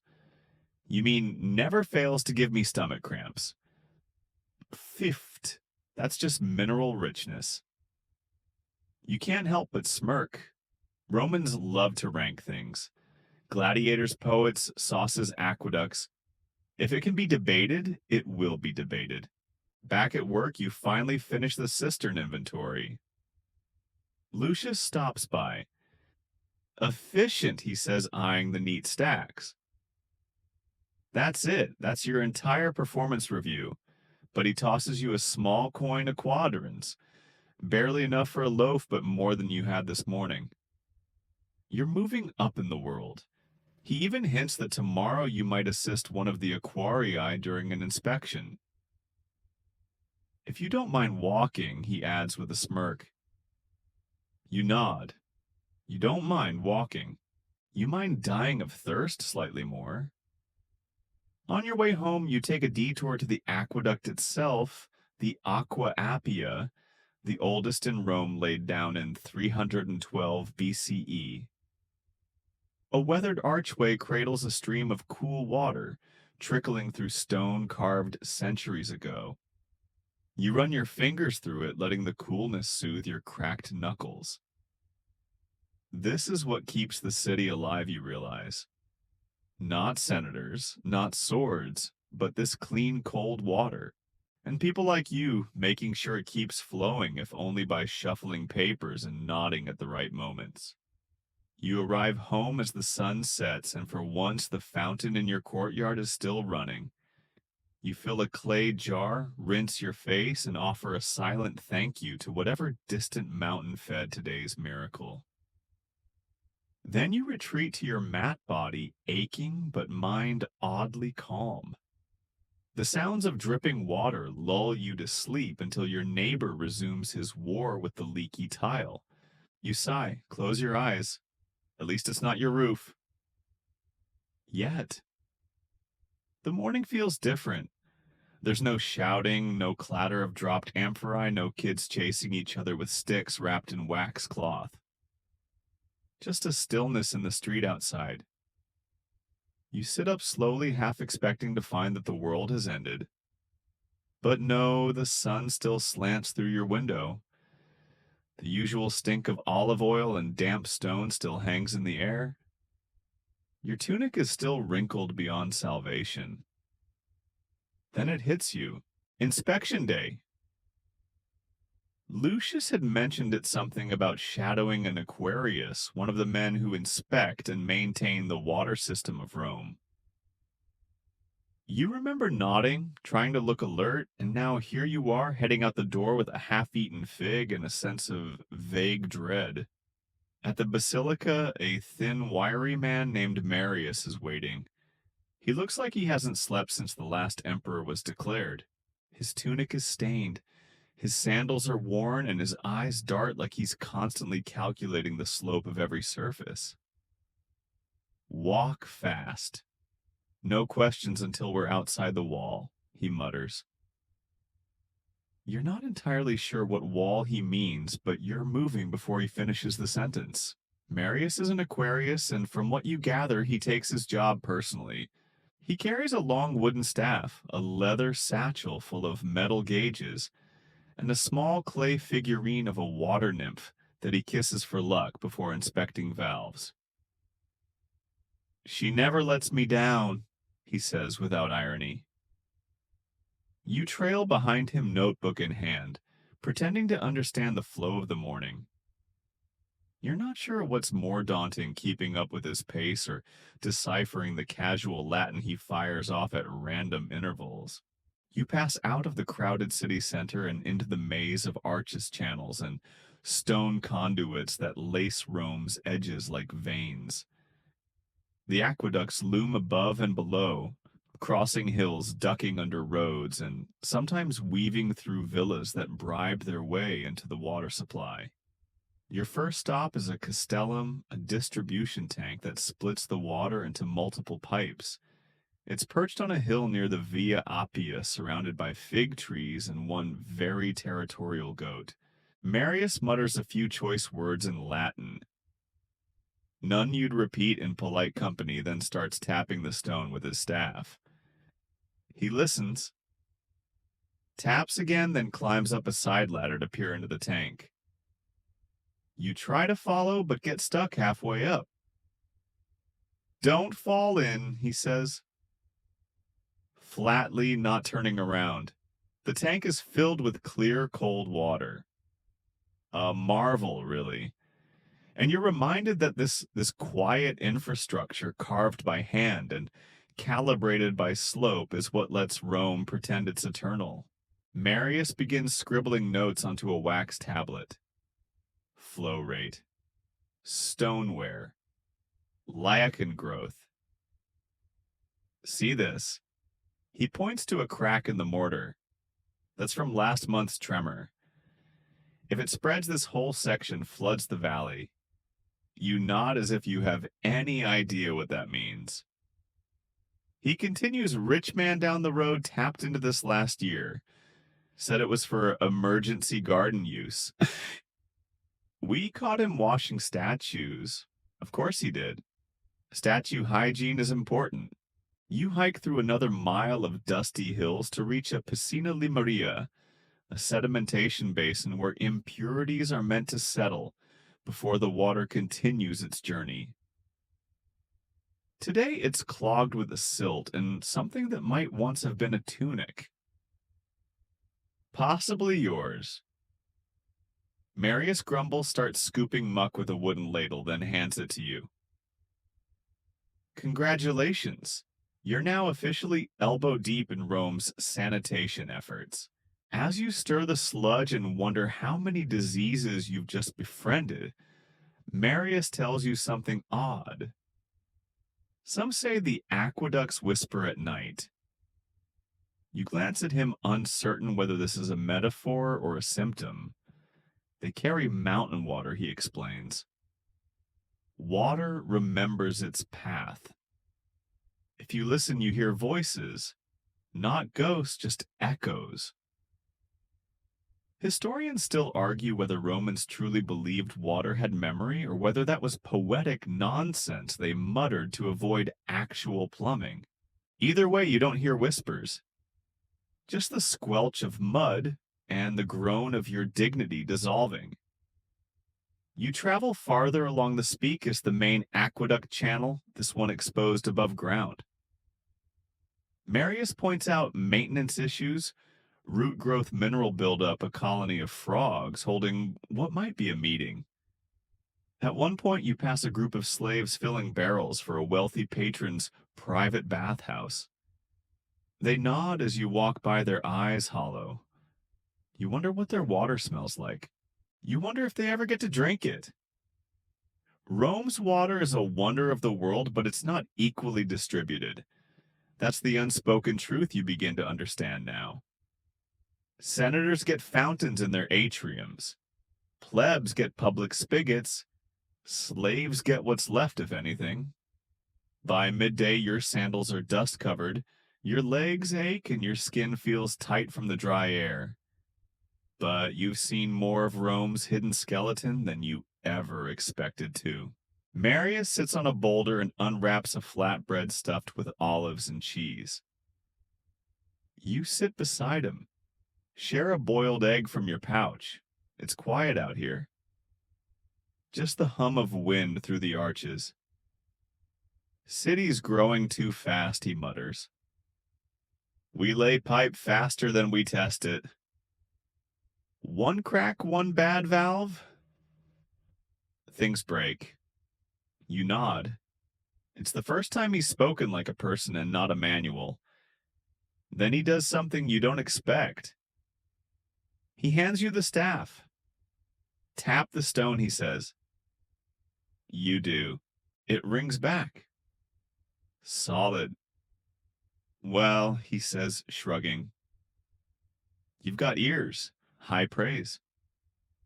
The inspection winds down with one last stop, a siphon, near a villa that uses bronze pipes. Marius shows you how the pressure builds and bends the metal. You ask if it ever bursts. He just laughs. Loudly. That's why we wear sandals. As the sun lowers, you return to the city, dusty and sore. Lucius greets you at the basilica with a nod and a question. How was it? You hand him the wax tablet covered in Marius's cramped script. Educational, you say. He laughs. You're learning faster than I thought. He doesn't say anything else. Doesn't need to. Back at your insula, the fountain's dry today. Someone mutters about a blockage. You shrug. At least you know why now. You fill a small bowl from a neighbor who saved some earlier and wash your face in silence. You sit on your mat, the scent of aqueduct moss still clinging to your fingers. You listen, not for whispers, but for something quieter. Gratitude, maybe, or just the absence of leaks. Your legs barely function this morning. You move like a statue being wheeled across the forum, stiff, slightly tilted, and silently begging for someone to stop pushing. You've developed a new appreciation for just how hilly Rome really is, and for the fact that sandals, while stylish, were never meant for long-distance hiking across cracked stone and goat droppings. And now Lucius has another brilliant idea. Today, he says, with all the enthusiasm of a man about to watch someone else suffer, you'll help with census records, population data, households, in-person verification. You blink. You mean knocking on doors. He smiles like a cat with a scroll full of canary feathers. Yes. And so begins your reluctant tour of Rome's residential zones. Its glorious, crumbling, overcrowded, surprisingly flammable insulae. You've already seen your own up close, of course, your charming fifth-floor oven with neighbors that alternate between screaming and singing lullabies at 3 a.m., but you haven't ventured into the other districts. Today you do. Armed with a wax tablet stylus and a badge that's basically just a wooden tag with a smudge of red paint, you trail behind Publius, a junior scribe, whose hobbies include sighing, adjusting his belt, and rolling his eyes so hard they should have their own coliseum. Your first stop is Subura. Ah, Subura, the neighborhood your more polished Roman colleagues call vibrant when they mean, please don't make me walk there alone. It's packed. It's loud. It smells like 10 things that shouldn't go together. And yet, it's the beating heart of the city's working class. Children dart between carts and drying laundry. Someone plays a reed flute badly. Above you, 2 women lean out of opposite windows and argue about fish prices like their lives depend on it. You start knocking on doors. Some open right away. Some open only after you knock a 3rd time and shout census through the crack. Some do not open at all. Publius shrugs. They'll either come to the forum to complain or they won't. Not our problem. The goal here is simple record names. Ages, number of occupants, and anything suspicious like undeclared tenants or unauthorized renovations. The reality. Most residents are either confused, suspicious, or both. One older woman insists her grandson isn't technically a person because he still eats like a goat. You scribble down 7 humans, 1 ambiguous. A man tries to bribe you with half a date and a story about Jupiter appearing in his stew. Someone asks if the census means they finally get an aqueduct pipe of their own. Publius barks a laugh. Sure, he says as soon as the emperor hand delivers it. Historians still argue whether census data in Rome was ever truly accurate or if it mostly reflected what people wanted the government to believe. In Subura, you start to see why that debate exists. Still, the system is impressively thorough. Rome's census isn't just about counting people, it's about taxation. Military conscription, land ownership, and keeping the plebs just nervous enough to behave. Every citizen's status, wealth, and family is theoretically known to the state. Emphasis on theoretically. By midday, your tunic is stuck to your back, Your stylus is worn down, and you've heard more awkward domestic arguments than an amphitheater of marriage counselors. You take a break in a shaded alley where someone has painted Julius smells like cabbages and coal soot. No one knows who Julius is, but you kind of believe it. Publius shares a small wheel of cheese and two hard rolls. You eat like you haven't seen food in a decade. Tomorrow's Aventine Hill. He says mouthful. Rich folks. They'll lie too, but with better grammar. You nod slowly. That tracks. Afternoon brings you to another block of insula, these ones worse off than yours. Here staircases sag like old hammocks. Balconies are held together with twine and optimism, and chamber pots are dumped with less warning than anyone would like. And yet people live here, laugh here, raise families, roast garum-drenched fish, argue about gods, share water jugs, and survive. In one apartment, a group of 6 share 2 rooms. The matriarch, a sharp-eyed woman in her 60s, answers every question with cheerful sarcasm. Age old enough to know better. Number of children, too many. Occupants. More if you count ghosts. You thank her and move on. In another, a man demands you bless his new baby. You awkwardly pat the child's head and wish it may never live on the 5th floor. The mother beams. The father asks if you're a priest. You say no. He says close enough. By the time the sun begins to drop, your stylus hand is cramping, and Publius has started humming a very unflattering song about tax collectors under his breath.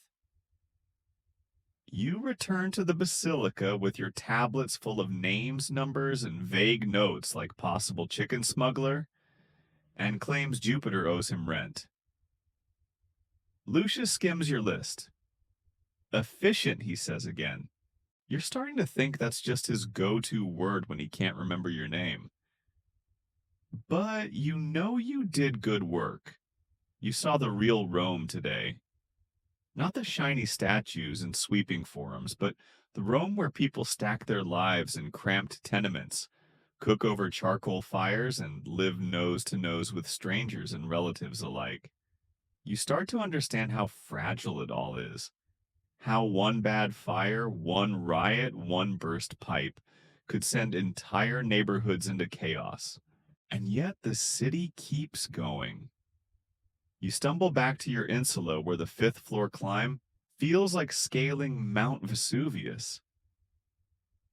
A neighbor's goat greets you on the stairwell with a blank stare and absolutely no intention of moving. You step over it. Your room is stifling, but you don't care. You sit on the edge of your mat, pull out a leftover roll from your satchel, and chew slowly, watching dusk settle over the skyline of tiles, arches, and endless laundry lines. Somewhere in the distance, someone is singing again. Off-key, but warm, human. You lay back, a legs throbbing, head fuzzy with exhaustion. The Rome of emperors and marble gets all the scrolls. But the smell of smoke, the creak of floorboards, the echo of footsteps through narrow halls is the Rome people actually live in.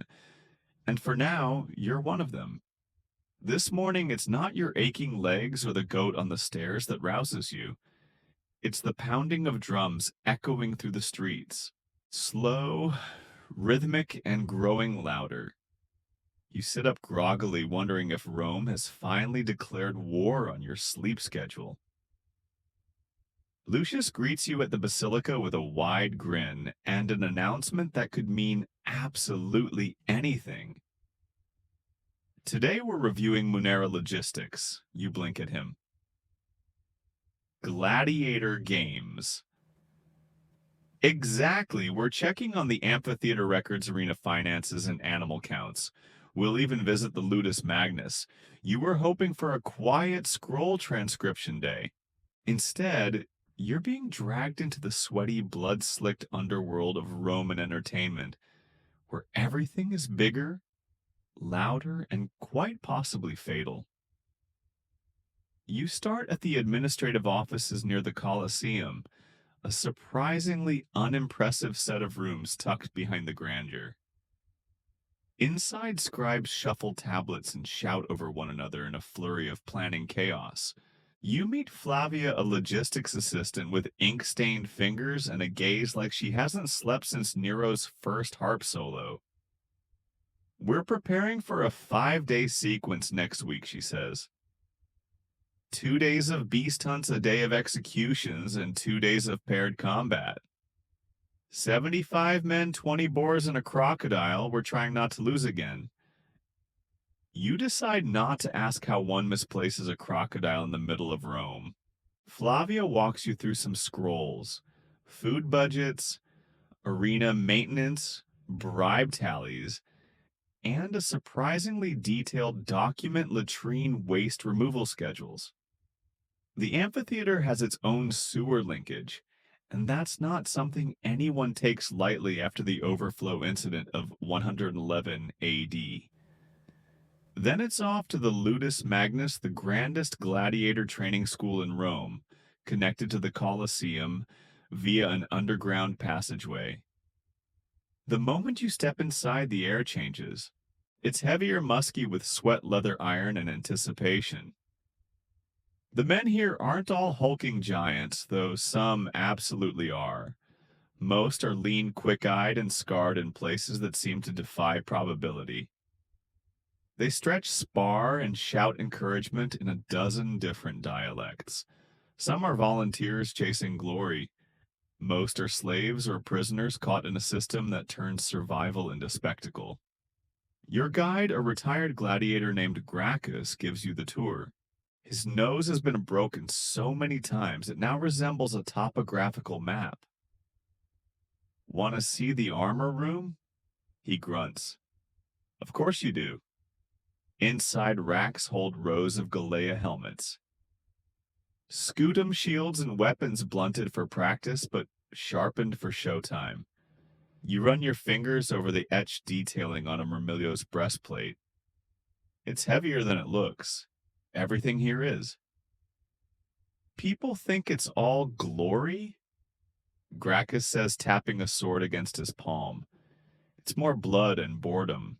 Historians still argue whether gladiators were beloved like sports stars or simply feared like walking, barely leashed weapons. The answer probably varies with the crowd. You're led to the underground cells, dark, narrow chambers where combatants sleep between training sessions. One man waves lazily from a bunk. Another is praying to Nemesis, goddess of vengeance. Gracchus smirks. Most pray to Fortuna. He's the dramatic type. Outside, the training yard buzzes with activity. 2 young men circle each other, one wielding a trident, the other a net. A Retiarius versus a Secutor. It's slow and tense, a dance with fatal implications. You ask Gracchus if these matches are ever real in training. Sometimes, he says, accidents happen. Sponsors like scars. From a shaded bench, a young boy, maybe 12, watches his expression solemn. His father died in the arena, Gracchus murmurs. Now he's here to replace him. That's Rome. You watch a while longer, feeling the weight of it all. Later, you walk back to the Colosseum this time, descending beneath the structure itself into the Hypogeum, a labyrinth of corridors and lifts used to move animals and fighters into the arena. It's damp, echoey, and eerily quiet. Your lantern casts shadows on stone walls marked with scratched names and tally marks. Here, animals once waited in cages. Lions, panthers, bears, sometimes elephants. Sometimes, stranger things, historians still argue whether ostriches were ever actually trained to pull chariots. Frankly, you wouldn't put it past Rome to try. Flavia rejoins you holding a tablet covered in numeric shorthand and paw print sketches. Two tigers arrived this morning. One escaped its cart and mauled a custodian's tunic. Not the custodian, just the tunic. He fainted anyway. You stare. Do you need help catching it? Oh no, she says cheerfully. We bribed it with goat meat. All under control. Rome, where goat meat is both lunch and emergency protocol. By midday, you're in the upper levels of the amphitheater, staring out over the empty arena floor. It's hard to believe what happens here regularly. Tens of thousands gather. Trumpets blare. Names are chanted. Bloodstains sand. And the crowd always wants more. You help Flavia review the wooden seating assignments. Senators get marble. Nobles get shade. Women sit up high close to the pigeons and the sunstroke. And you'd probably be standing if you were even allowed in. Back at the office, you assist in drafting a request for more grain to feed the animal keepers. The form includes an entire paragraph explaining how wolves eat more when they're nervous. As the sun starts to dip, Flavia sighs and rubs her temples. People say the games are a distraction. Bread and circuses, right? You nod. That phrase has stuck in your mind since arriving. They are, she says. But sometimes they're all we've got. Later, you return to your insula through streets still humming with anticipation for the next spectacle. A boy sells tiny wooden swords. A group of men reenact a dramatic death scene with wildly inaccurate accents. Someone has tied a dog in a helmet and is charging 2 sesterces per cuddle. Rome's obsession with spectacle isn't just for politics, it's culture identity release. And while it's easy to judge from the comfort of your own era, there's something deeply human about it too. You climb your stairs, sit beside your small bowl of now warm olives, and listen to distant music flutes and drums practiced for another performance.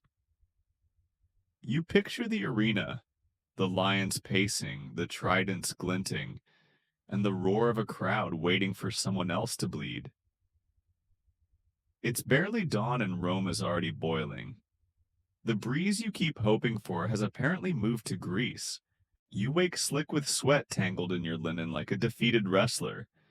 And today's assignment comes with a fresh wave of dread. You're going to the market district. Not to shop, of course. That would be far too enjoyable. No, you're accompanying 2 junior magistrates on their inspection rounds. Your job. Observe, note, and if needed, translate when tempers flare and vendors start shouting in dialects no one learned in school. The Forum Boreum. Rome's oldest cattle market is your first stop. And if you've never had the pleasure of navigating thousands of hooves before breakfast, congratulations, you've lived a blessed life. The smell hits you like a wall. It's part hay, part sweat, and part something far more mysterious and mammalian. A cow lowing nearby seems to groan in sympathy as you pick your way between pens. Watch your step, says Marcus. You're assigned magistrate for the morning, right? As you very much do not watch your step. You slide catch yourself and pretend nothing happened. Dignity in Rome is a fragile thing. The Forum Boreum is chaos, organized chaos maybe, but still chaos. Farmers bring in livestock from across Latium. Merchants bicker over weights. Children chase chickens they're definitely not supposed to be touching. Marcus and his colleague Julia inspect scales. Fairness in weights and measures is technically a legal requirement, though enforcement is inconsistent. A butcher's balance seems suspiciously generous. Julia taps the scales arm with her stylus and watches it wobble like a guilty conscience. Lead hidden in the counterweight, she mutters. The butcher swears by Jupiter's beard he's innocent. She confiscates the weight and leaves him blinking. You mark it on your wax tablet. Historians still argue whether market inspectors were genuinely effective watchdogs or just part of Rome's vast theater of appearing accountable. Based on this morning's drama, the truth may sit somewhere in the middle. Next stop, the Forum Holatorium, the vegetable market. Here things are greener, louder, and more fragrant, but not necessarily in a good way. The scent of fennel mingles with overripe turnips and a truly heroic pile of leeks. Someone has spilled a crate of cabbages and people are slipping like toga-clad penguins. Julia quizzes vendors on their licenses. One man insists his cousin had the paperwork yesterday. Another gestures at a suspiciously clean corner of his stall and says, "The wind blew it away." She is not amused.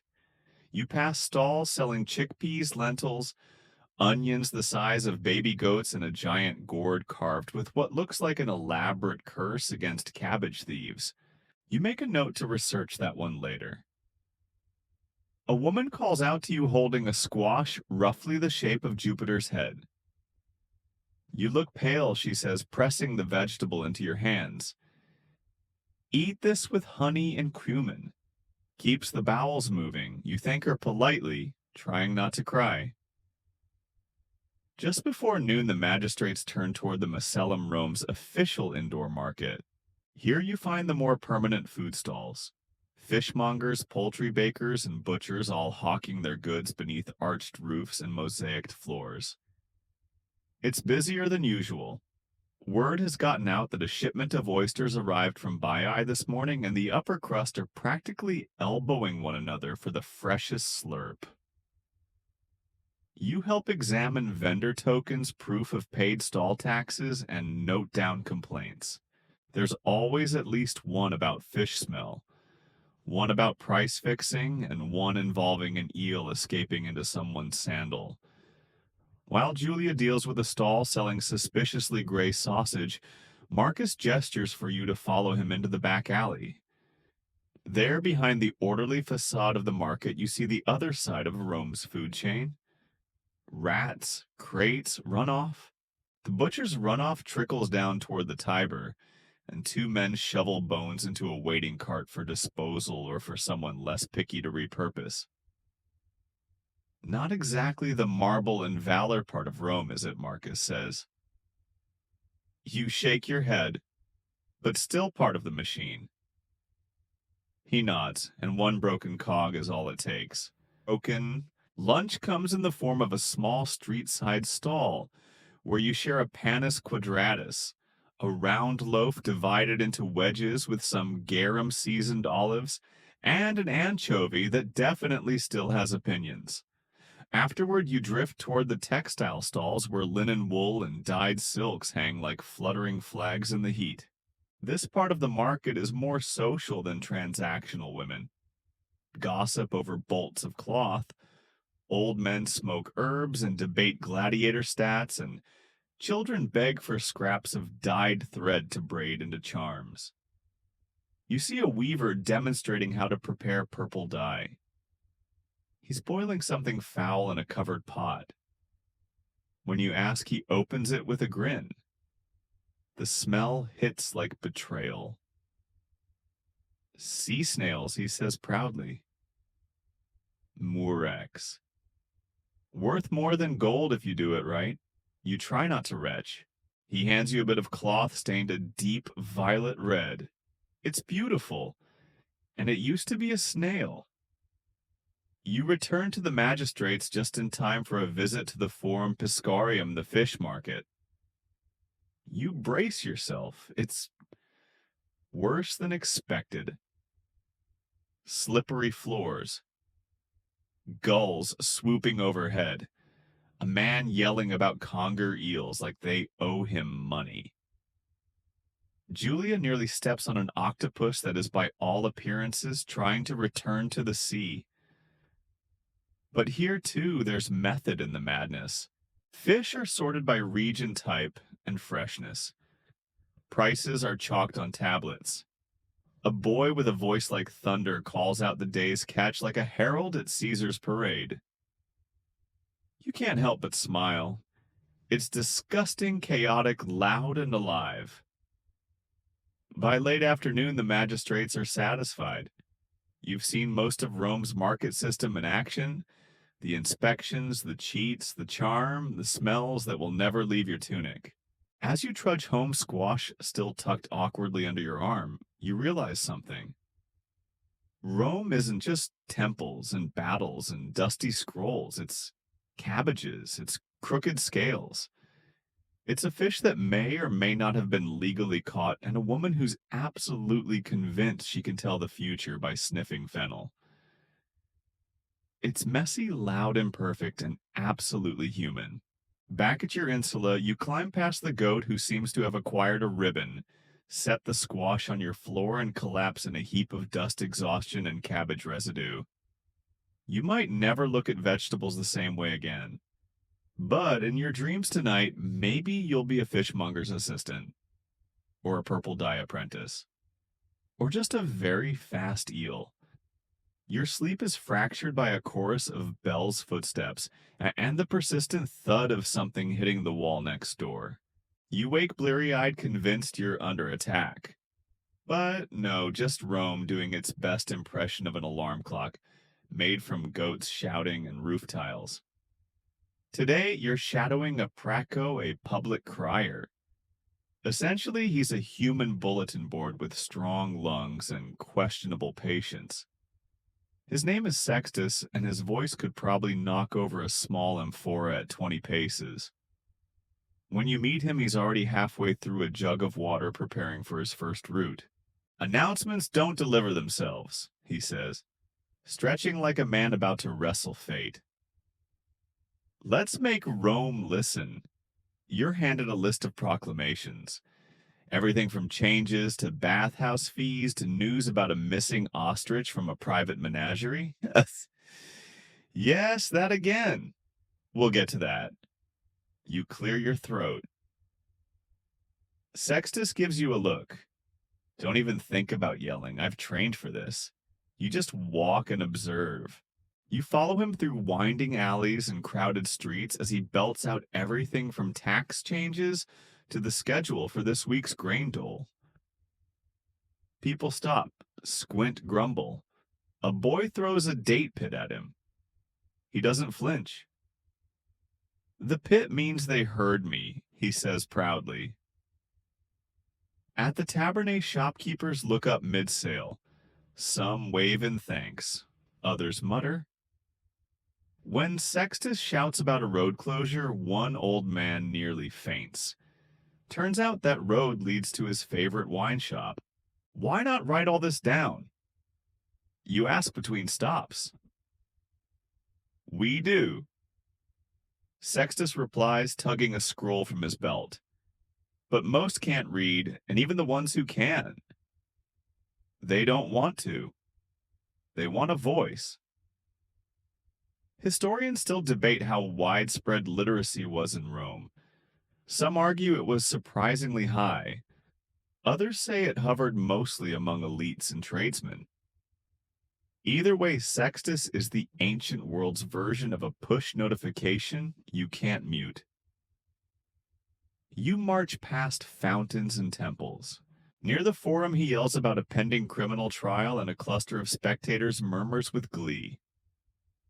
Roman justice is entertainment after all. Someone mutters, "Hope it's a public execution." Haven't had one since Tuesday. Morbid, but not surprising.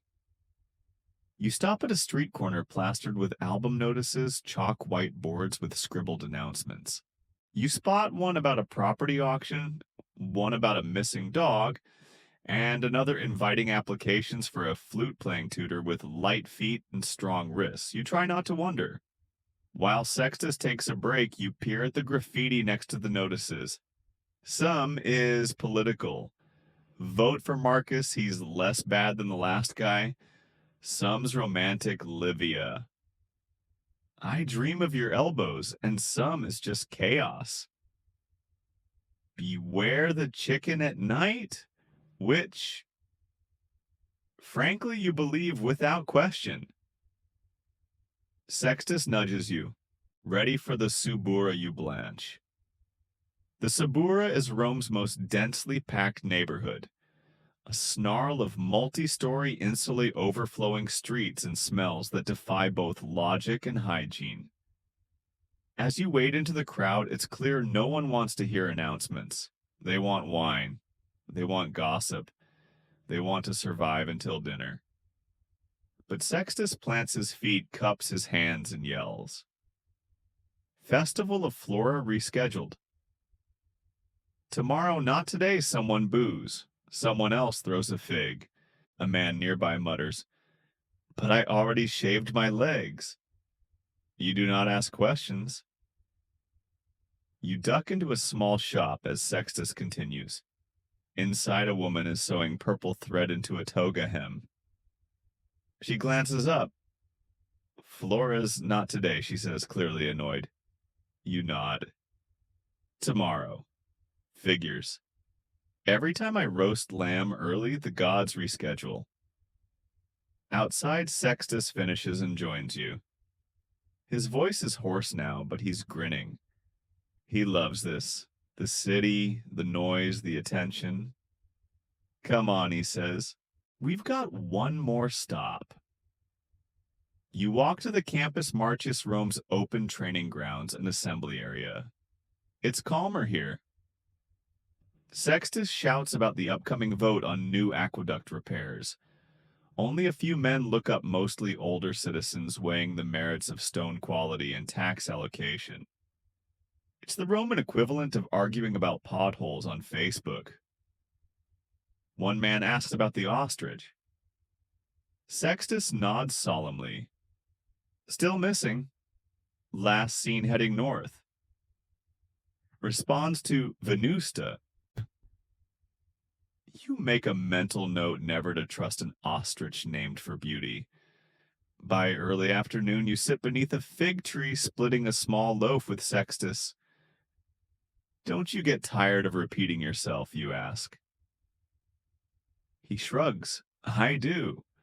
But I think of it this way: every time I shout, I remind Rome that something's happening. That someone cares enough to yell about it. It's oddly poetic coming from a man whose job involves dodging poultry and yelling about sewage schedules. As the sun slants westward, Sextus wraps up his scroll and smacks the dust from his sandals. "Back at it tomorrow," he says. "Same lungs, new lies." You laugh, then wince as your feet protest the day's walking. Rome's cobbled streets aren't kind to sandals or your arches. On your way back through the Subura, you spot the ostrich. Yes, really. It's perched atop a low wall, looking simultaneously regal and furious. A small crowd has gathered, debating how best to retrieve it. A boy suggests wine-soaked bread. An older man offers a net. A woman says, "Let her decide when she's ready." Rome's citizens gathered not in fear, but in awe of an unbothered bird.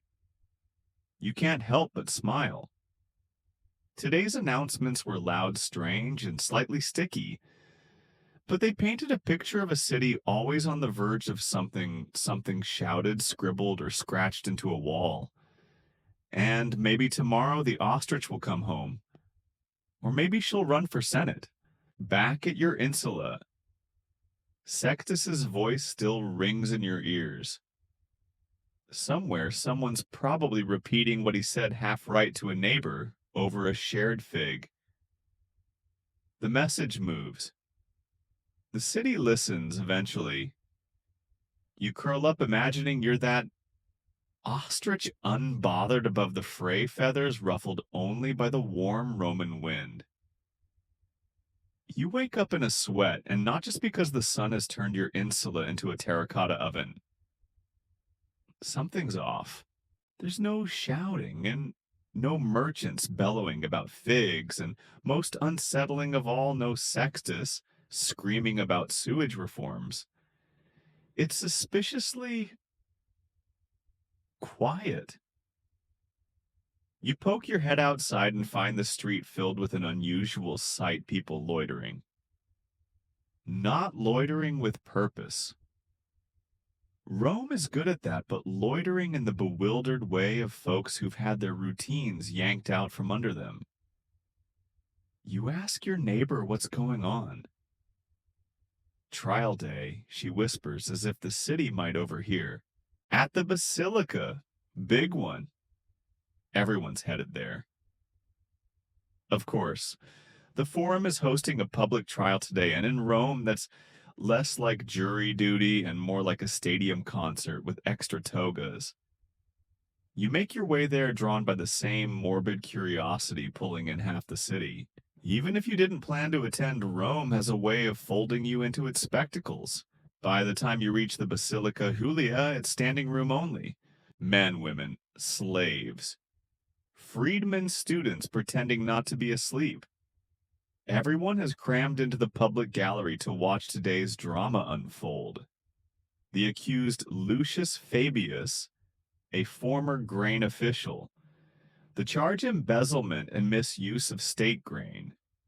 The punishment: if convicted, exile or worse, forced service managing latrine logistics in Britannia.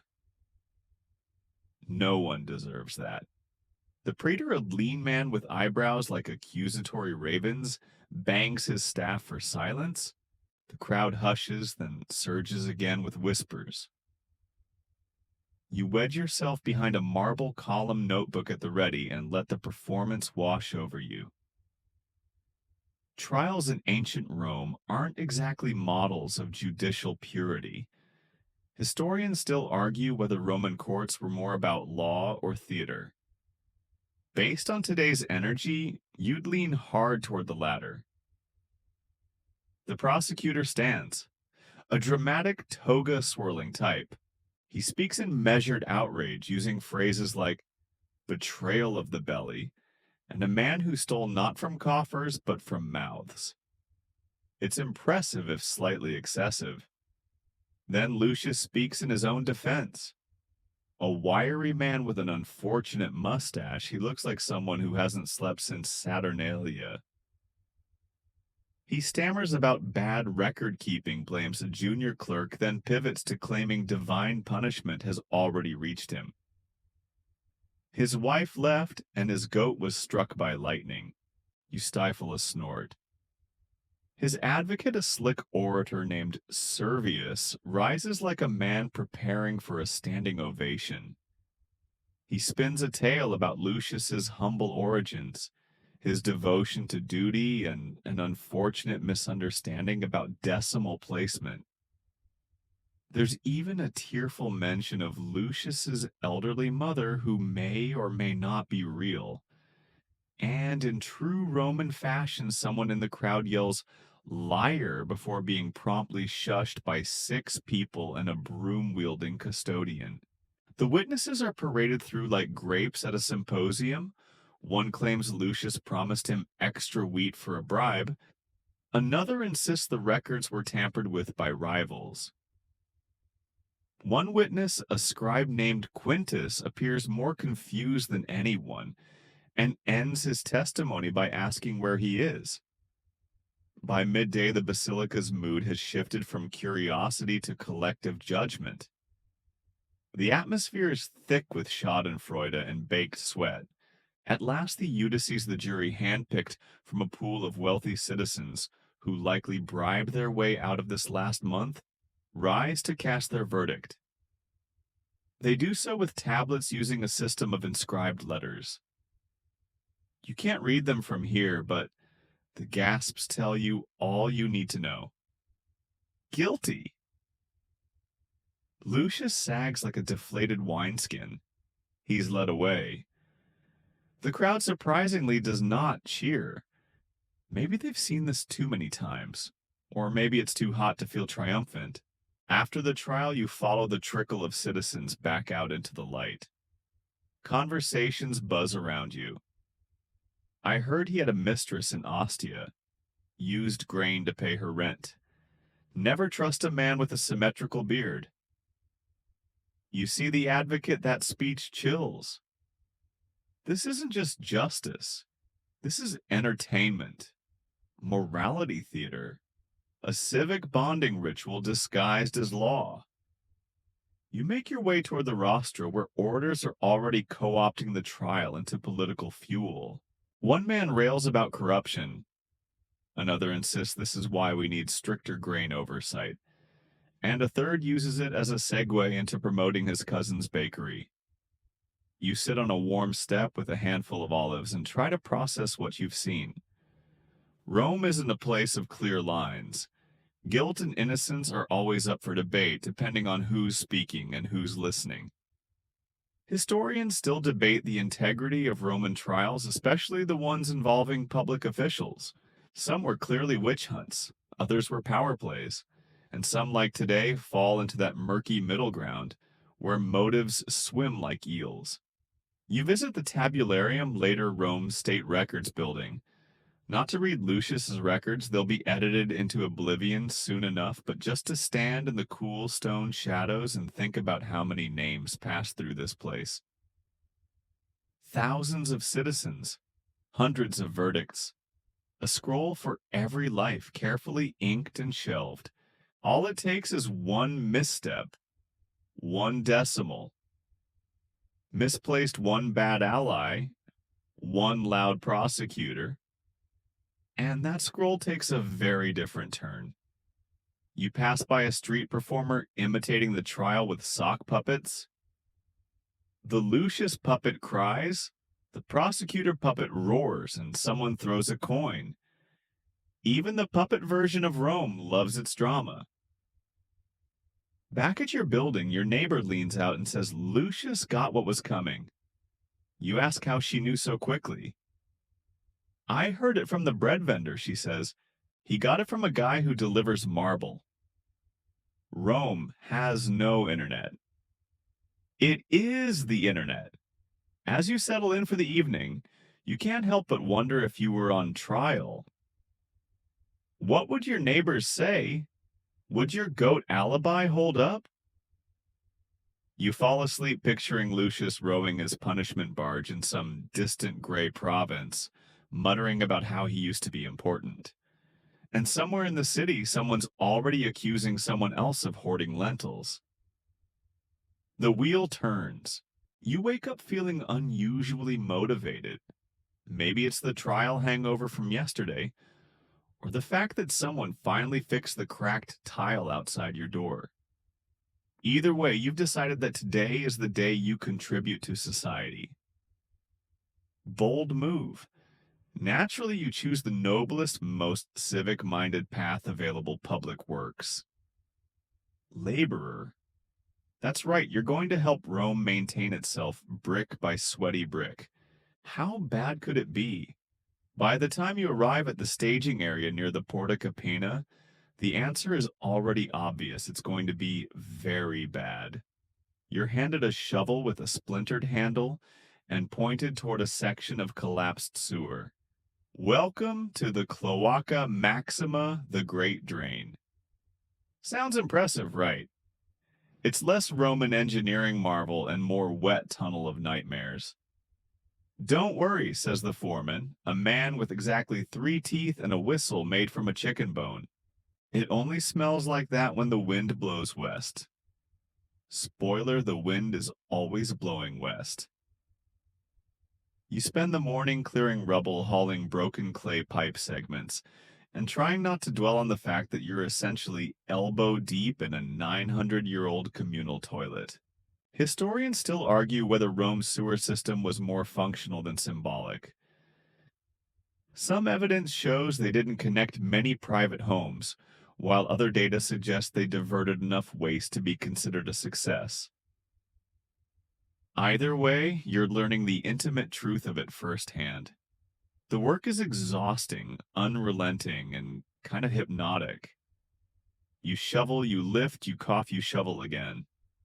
A rat the size of a house cat blinks at you and then waddles into the darkness. You try not to take it personally. Your fellow workers are an eclectic bunch. There's a retired soldier who now works with bricks instead of blades, a former thief, who was caught and now volunteers, and a wide-eyed boy named Publius who thinks aqueducts are romantic. You don't ask him to clarify. They joke between loads, sing bawdy verses you definitely can't repeat, and argue over which aqueduct has the best curvature. Spoiler, it's the Aqua Claudia. Even the bricks know.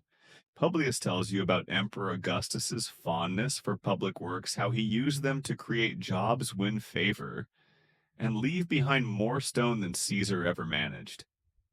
He even quotes him, "I found Rome a city of brick and left it a city of marble." Then he trips over a brick because, of course. After lunch, a cold barley mash served on a reused roof tile, you're reassigned to road duty, specifically repairing paving stones on the Via Appia Rome's most famous road. You thought sewer work was bad? Try prying a misaligned stone out of a centuries-old roadbed with nothing but a bent crowbar and someone shouting. Just wiggle it. Still, there's something oddly satisfying about it. Each stone is fitted with uncanny precision, worn smooth by thousands of years of sandals, hooves, and carts. You touch one and wonder if Cicero stepped here, or a stray dog, or that ostrich from last week. As you work, you spot a man in a bright toga inspecting the site. He's an aedile and elected official in charge of maintaining public infrastructure. He nods at your pile of tools and says, "That crowbar's out of regulation. You'll hear from me if you chip a column." He walks off without another word. You wonder what it's like to be in charge of toilets and statues. The afternoon sun turns the road into a skillet. You peel off your tunic and tie it around your head, which doesn't help but makes you look vaguely heroic. A cart passes by, its wheels creaking over your freshly set stone. The driver curses loudly. You try not to take that personally either. You get a brief reprieve when a group of architects arrives to survey the site. They unroll wax tablets, measure things with stretched cords, and mutter about load-bearing ratios. One of them offers you a fig. He also tells you that some engineers have been experimenting with pozzolana volcanic ash that makes Roman concrete nearly immortal. You nod politely while wondering if you're still hallucinating rat fumes. Most people don't know, he adds, but the Pantheon's dome, still standing after centuries because of concrete and clever engineering. Then he trips over a stone and drops his tablet in the dust. History is nothing if not consistent. As evening descends, you join the final project of the day, graffiti cleanup. Yes, in Rome, there's a crew tasked with scraping inappropriate slogans off public walls. It's mostly crude drawings, badly spelled insults, and someone who's very publicly in love with a woman named Mela. You wonder if she knows. You scrape away Flavius eats figs like a goat and replace it with clean plaster. A noble act in a way, though you're tempted to carve your name in secret just a little. You are here to leave behind in the layers of time. Before you leave, a senior worker pats your shoulder and says, "You did well. You might even survive the week." High praise considering your back feels like it's been trampled by centurions. As you limp home sore and vaguely sticky, you pass one of the many triumphal arches dotting the city.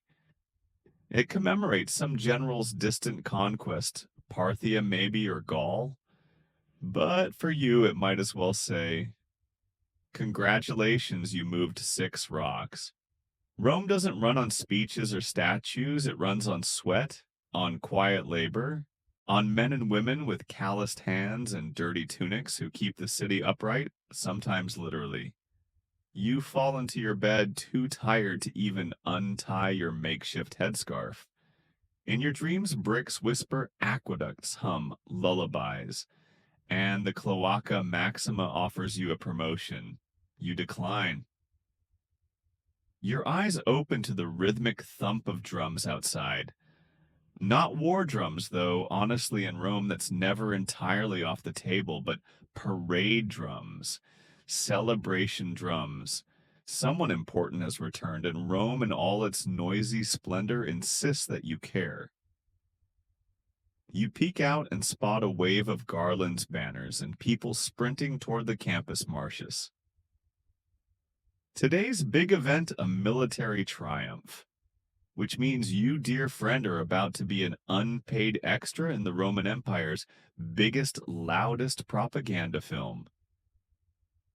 You shuffle along with the growing crowd, pulled more by the excitement than any real understanding of what's going on. Apparently, some General Marcus something or other has returned from a victorious campaign in Dacia. The Senate voted to honor him with a triumph, a spectacular public procession through the city, packed with spoils, captives, and the kind of ego inflation you normally need therapy for. And yes, you guessed it, this all takes hours. But hey, free spectacle. The route is already crowded when you find a spot near the Via Sacra, the Sacred Way. It's been swept, decorated, and lined with statues of past generals watching smugly from their marble perches. A child next to you is waving a wax figurine of Jupiter. You don't ask where he got it. Finally, the drums crescendo. Trumpets blare. Everyone goes silent except one man who's definitely had too much Mulsum and keeps asking if this is the chariot part. It is. First come the spoils. Wagons loaded with gold, silver, exotic pelts, and gleaming weapons roll past. Some carry painted scenes of the general's battles, complete with tiny captions like "Decisive Strike at River Tisa" and "Here be barbarians." It's like a PowerPoint presentation, but dustier. Then come the captives. Dacian nobles in chains, children looking around, wide-eyed warriors forced to march while people toss grain at them like wedding guests. It's uncomfortable, honestly. You shift your weight and try not to make eye contact with a teenager who looks like he'd rather be anywhere else. Historians still argue whether these displays were meant more for intimidation or entertainment, or both.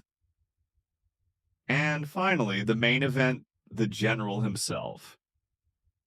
Marcus rides a tall white horse, or wait, no, it's a gilded chariot pulled by four of them. He's dressed like Jupiter himself. Purple robes, golden laurel crown, face painted red with lead pigment because modesty is for peasants. The crowd erupts into cheers, chants, and flower throwing. You get hit in the eye with a pedal. It feels oddly judgmental. A slave stands behind Marcus in the chariot, whispering repeatedly, "Memento mori." Remember, you are mortal. A poetic buzzkill courtesy of tradition. The Romans knew that even the grandest ego needs a little grounding. The chariot halts at intervals for sacrifices. A bull massive, gleaming, and freshly scrubbed is led up and ritually dispatched. The smell of incense tries its best to mask the iron tang in the air, but your nose isn't fooled. Nearby vendors are making a killing. Roasted nuts, sweet wine, and tiny replicas of Dacian weapons are being hawked to children and tourists. You wonder if someone's already composing a tragic play about all this. You're jostled by a pair of philosophers in matching beards. Victory is a fleeting illusion, one mutters. The real battle, the other replies, is in the soul. Then they both get in line for fried dormice because even Stoics need snacks. The parade continues with soldiers marching in perfect formation armor, gleaming boots stomping in unison. Some carry branches, others hold aloft trophies like broken standards and Dacian helmets. A few seem to be holding pine cones. You make a note to ask someone later. Rome in all her glory is flexing. You wonder what happens to the captives after this. Some will be executed, others enslaved, a rare few adopted into Roman households as curiosities or political pawns. The system is efficient, brutal, and weirdly bureaucratic. You follow the tail end of the parade toward the temple of Jupiter Optimus Maximus on the Capitoline Hill. This is where the triumph culminates sacrifices, speeches, and the formal offering of spoils to the gods. There's a moment of reverence as Marcus enters the temple with his entourage, now slightly less showy, but no less smug. A woman next to you sighs dramatically. He's going to run for consul, isn't he? Already has her friend says, biting into a honey cake. He's bought 3 voting blocks and a playwright. You chuckle, but only because you've met that playwright. As the sun begins its descent, the city slowly exhales. The drums fade. The crowds thin.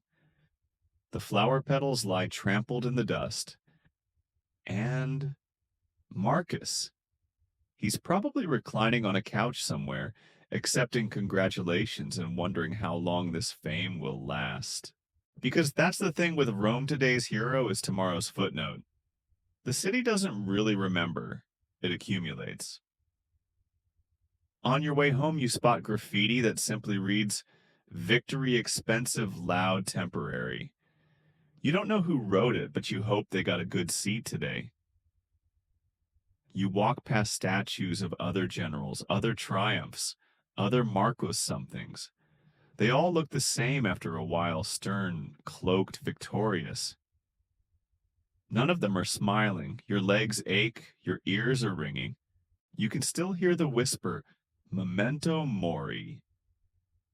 As you settle into your bed, the echoes of the parade still linger. Drums, cheers, the occasional sheep bleating in distress.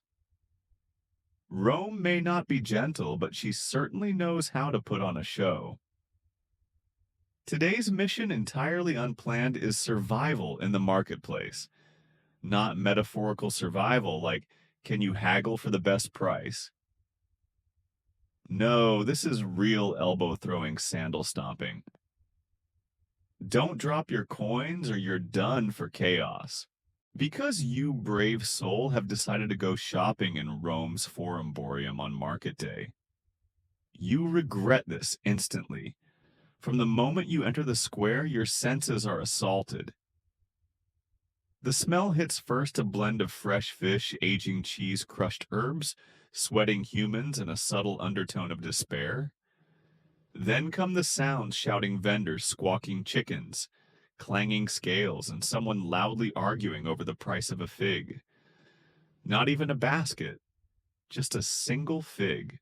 You barely dodge a man carrying a squealing pig under one arm and a jug of wine under the other. He nods at you like this is totally normal. You try to nod back. It doesn't feel convincing. Let's be clear, the Forum Boreum isn't your average town square. It's Rome's oldest marketplace, once a bustling hub of cattle trade, hence the name Boreum of the ox. Now a sprawling mishmash of produce stalls, fishmongers, spice dealers, and pickpockets with suspiciously nimble fingers. Your mission: acquire 3 basic things: a loaf of bread, a small piece of cheese, and something fresh. The last one is vague, but it sounded easy this morning. First stop, bread. You shuffle toward a stall stacked high with flat loaves. Round loaves with poppy seeds and loaves that look like they could double as blunt weapons. The vendor, a leathery woman with forearms like tree trunks, sizes you up. "What do you want?" she barks, eyes narrowing. You mumble something about daily rations, which earns a snort, and a torn chunk of barley bread shoved into your hand. one as, "Don't get crumbs on my figs." You pay and thank her, trying not to flinch, as she goes right back to berating a man for touching her buns, her literal buns, for clarity. Next up, cheese. You head toward the dairy row, already regretting every decision you've ever made. The air smells like a fondue fight in a thunderstorm. Some cheeses are soft and weeping in the sun. Others are hard enough to deflect arrows. The man selling them has 3 teeth, no shirt, and a knife long enough to be classified as concerning. He offers you something called mortem, a garlicky cheese spread made with herbs vinegar and just enough punch to end marriages. You take a sniff and your eyes water instantly. You buy a palm-sized wedge of a milder goat cheese instead, though you strongly suspect it's mostly sawdust and optimism. Finally, something fresh. You drift toward the fruit vendors where grapes hang in sticky clusters and dates glisten like amber. A child offers you half a pomegranate already licked. You decline. Twice. You spot a woman selling green figs and citrus. Her stand looks the least like a trap. You pick out a pair, pay 2 asses, and start to walk away when she calls after you. That one's not poisoned, which is somehow not comforting. Everywhere around you, Rome is pulsing with transactional intensity. People yell, argue, gesture with knives, and slap goats to show their health. A senator's slave is haggling over olive oil. A merchant from Hispania is shouting about salted fish. A child runs by holding what may be a stolen chicken. You're 60% sure the chicken knows. You spot a man selling used wax tablets. Only slightly erased, he claims. You glance down and see Lucius owes Flavia 3 goats, 1 kiss, and an apology. Not your business. Historians still argue whether Roman marketplaces were the true centers of civic life, given the overlap of trade gossip and social networking that happened there. For you, it's mostly a masterclass in how not to lose your money, your lunch, or your dignity in under 5 minutes. Of course, no market day would be complete without someone reciting poetry on a crate.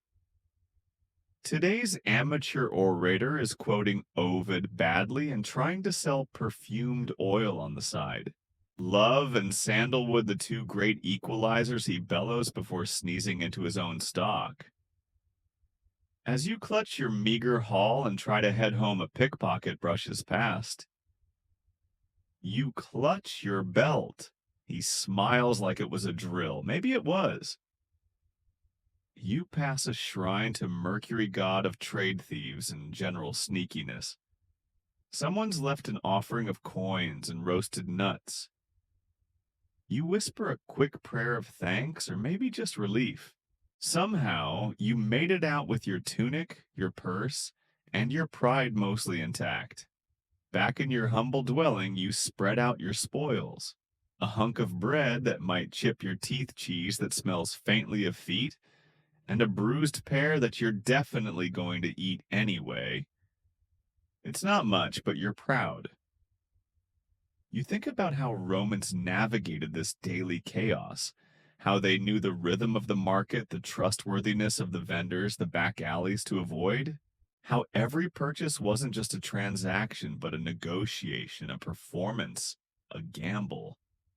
And then there's you, exhausted, stained with who knows what, and still confused by the man selling magic beans that looked suspiciously like regular lentils.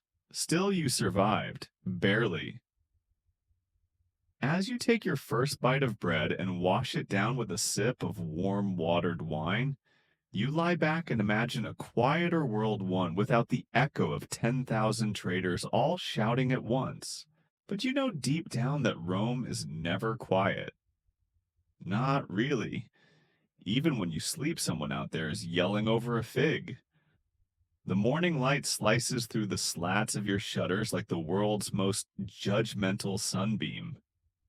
You've barely shaken off yesterday's marketplace mayhem when someone knocks no pounds at your door. You freeze bread crust still in hand. Are you late for something? Did you offend someone's grandmother at the cheese stall? No, it's worse. You've been summoned for civic duty.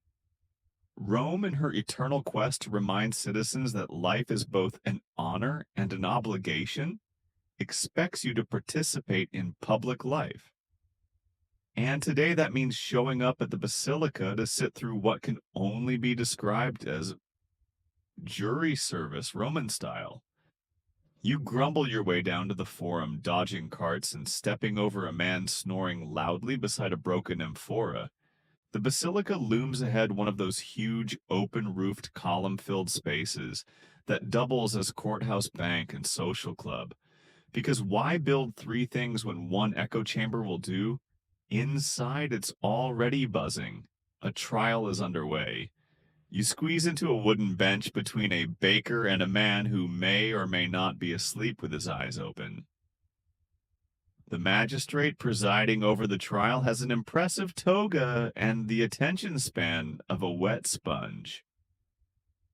The case: property dispute.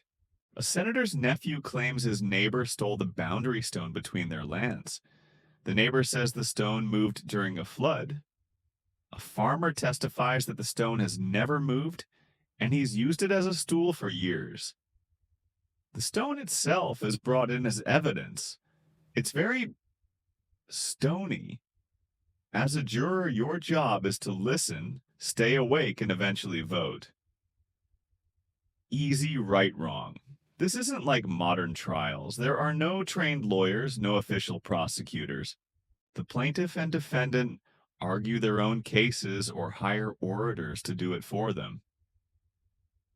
Today, one of those orators is a loud young man named Gaius, who quotes Virgil mid-argument and gestures so wildly he knocks over a jug of ink. You suspect he thinks this is theater. He's not wrong. The opposing orator counters with cold logic and surprisingly actual measurements. It's less poetic, but more convincing.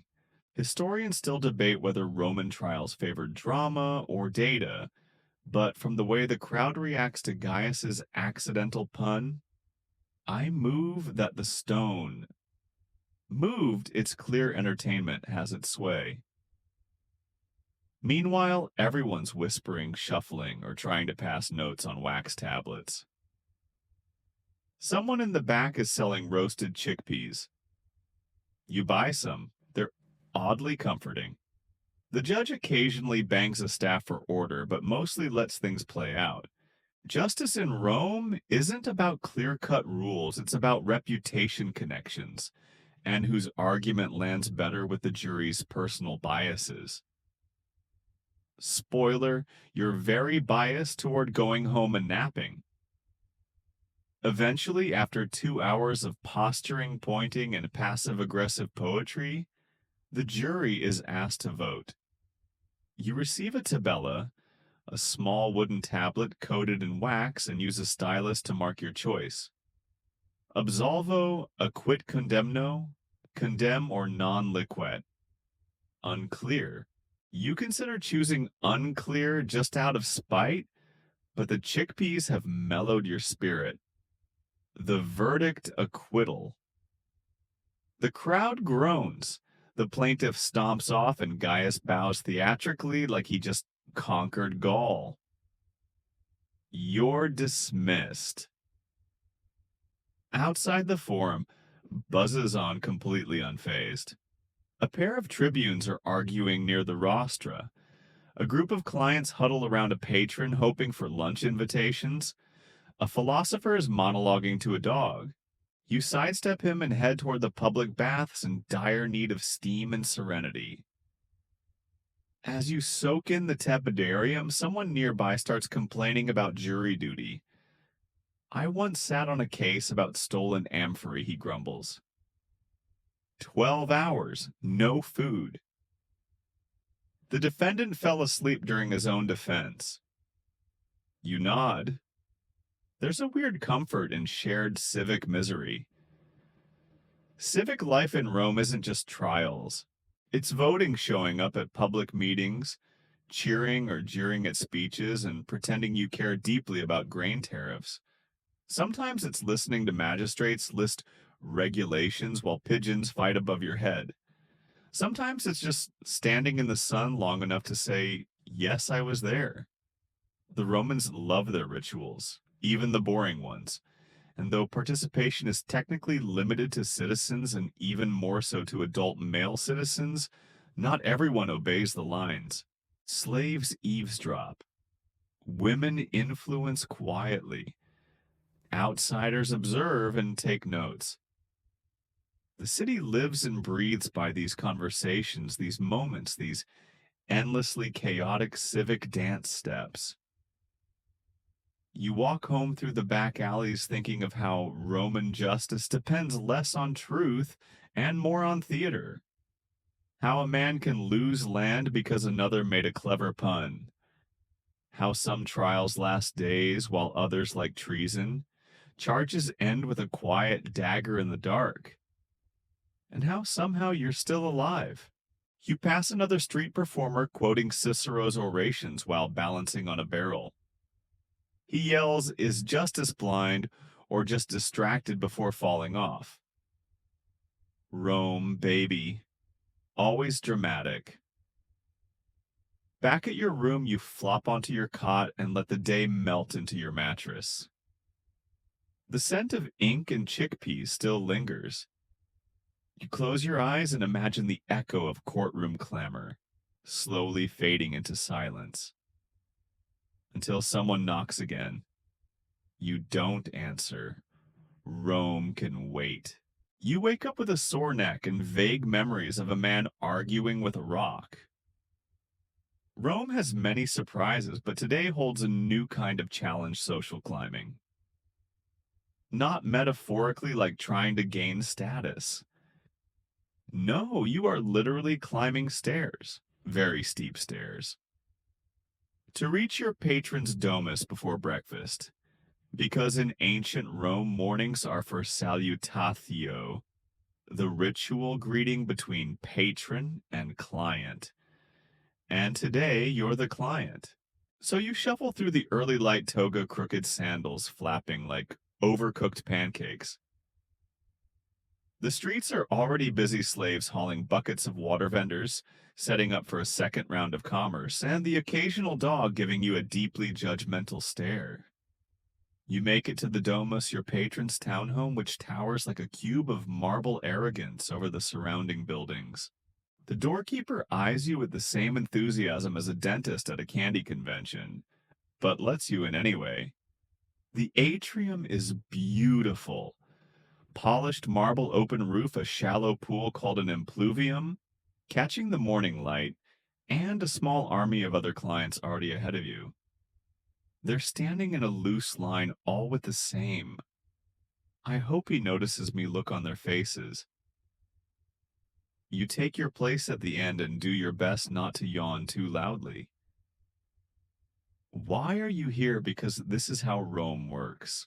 The Roman patron-client system is one of the empire's great unwritten rules. You, the clients, offer loyalty presents and the occasional flattery. Your patron, wealthier, more powerful, and generally twice your size, offers protection, legal help, and sometimes a free lunch. It's less like mentorship and more like professional mooching with mutual benefits. Historians still argue whether this system was an early form of social welfare or just elite flexing, disguised as generosity. Either way, here you are. Your patron, Marcus Lucius. Something or other finally appears in the tablinum, the study room that doubles as the greeting zone. He's draped in a pristine toga and wearing the look of a man who's already regretting inviting you in. He nods, you bow slightly and offer a stilted salve domine. He grunts. Success. Then comes the best part, the sportula, a small basket of gifts, often food or coins handed out by the patron. Yours contains a tiny loaf of bread, a fig, and 3 asses. You try to look grateful while calculating whether that's enough to buy dignity. After the ritual exchange, you're expected to linger just long enough to pretend you're useful. Your patron may ask for small favors. Deliver this message. Watch. That slave lend an ear while he complains about politics. It's networking Roman style. He launches into a rant about the price of Egyptian linen and how nobody appreciates the old ways anymore. You nod dutifully, tossing in the occasional indeed or how insightful. You think about lunch. A lot. Then freedom. You're released from the domus with a vague gesture and you step back onto the street, blinking in the full sun like a mole just evicted. You stroll toward the forum, your 3 coins clinking faintly. All around, other clients are doing the same, roaming in packs, comparing sportsla contents like kids trading lunch snacks. One man shows off a dried sausage. Another grumbles he got nothing but a sermon. Not everyone participates in this dance of patronage. Some Romans consider it beneath them. Others live for it, clients who show up every day like clockwork, hoping to be included in their patrons' public appearances, invited to dinner, or even given land or legal support. The most skilled clients are part sycophant, part strategist. They flatter without groveling, offer help without being obvious, and know exactly how long to linger before becoming annoying. You so far are learning. By midday, you've heard enough political gossip to publish a novella. One client whispers that his patron has a direct line to a praetor. Another swears he saw Cicero's cousin sneaking into a brothel.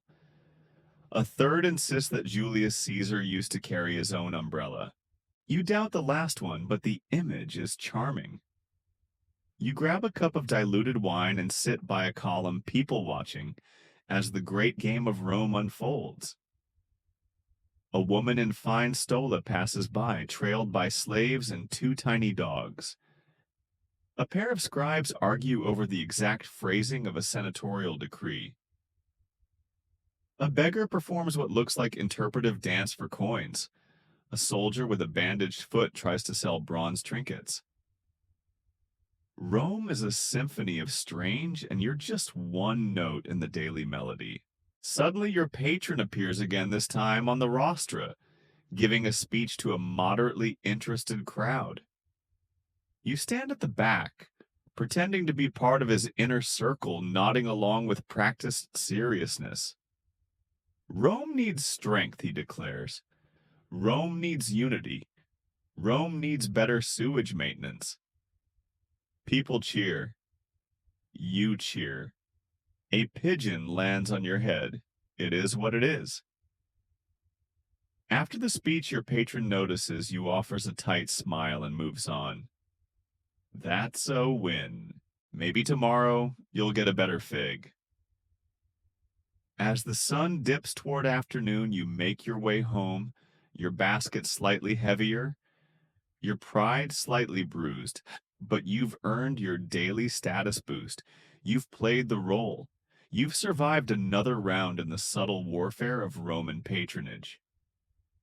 You lie back on your creaky cot, clutch your meager sportula like it's a trophy, and exhale. Tomorrow you might be summoned again or forgotten entirely. Such is life in the empire.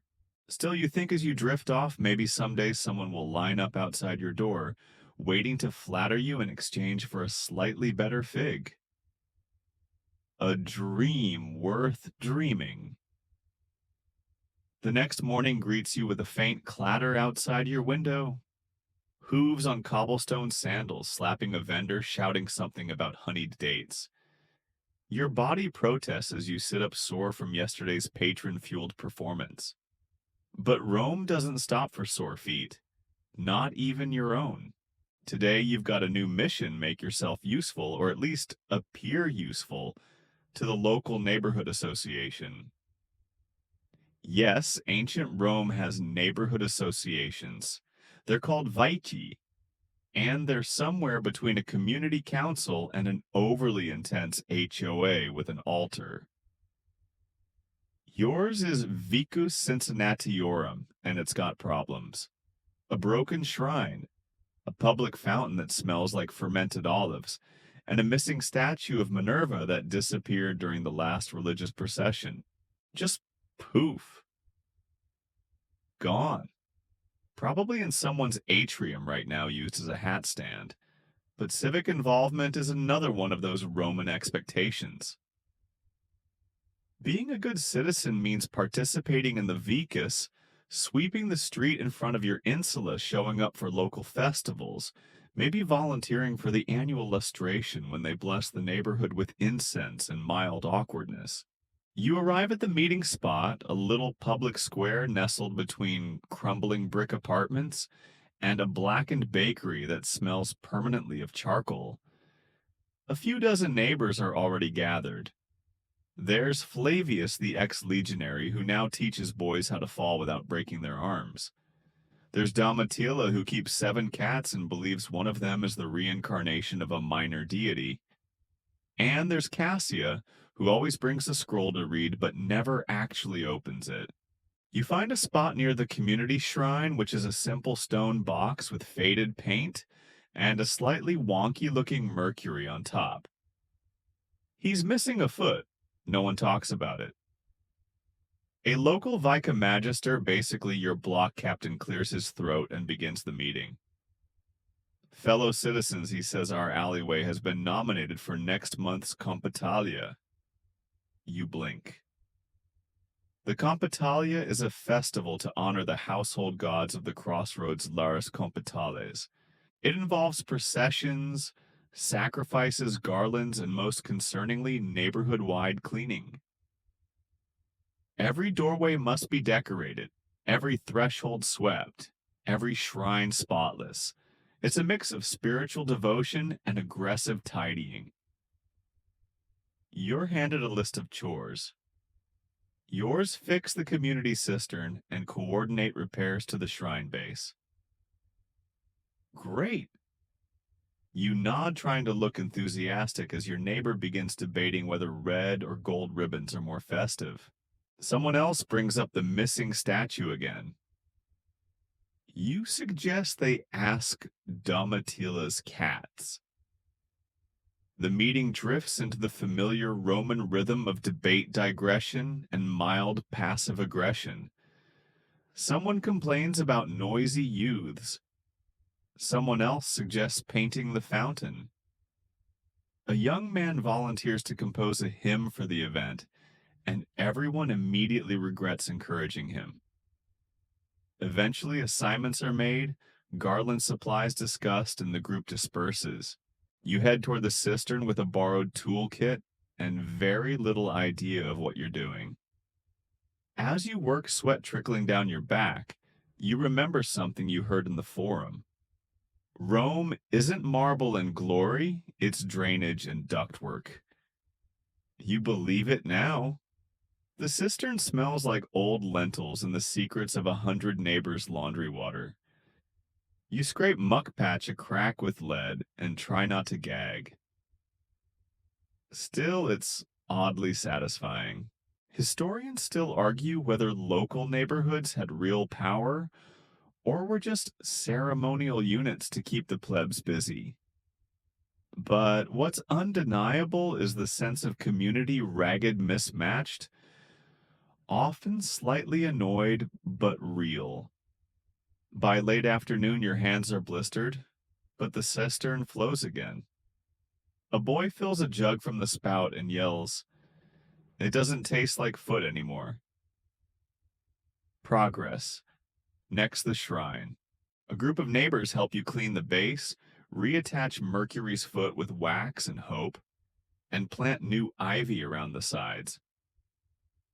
Someone offers to paint a new mural, half religious iconography, half chickens.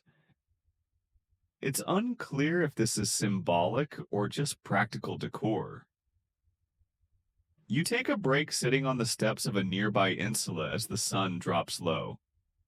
The sky turns that molten Roman orange, and the city begins its slow exhale into evening. A girl skips past with a garland of garlic and flowers. A man plays a reed pipe with questionable skill.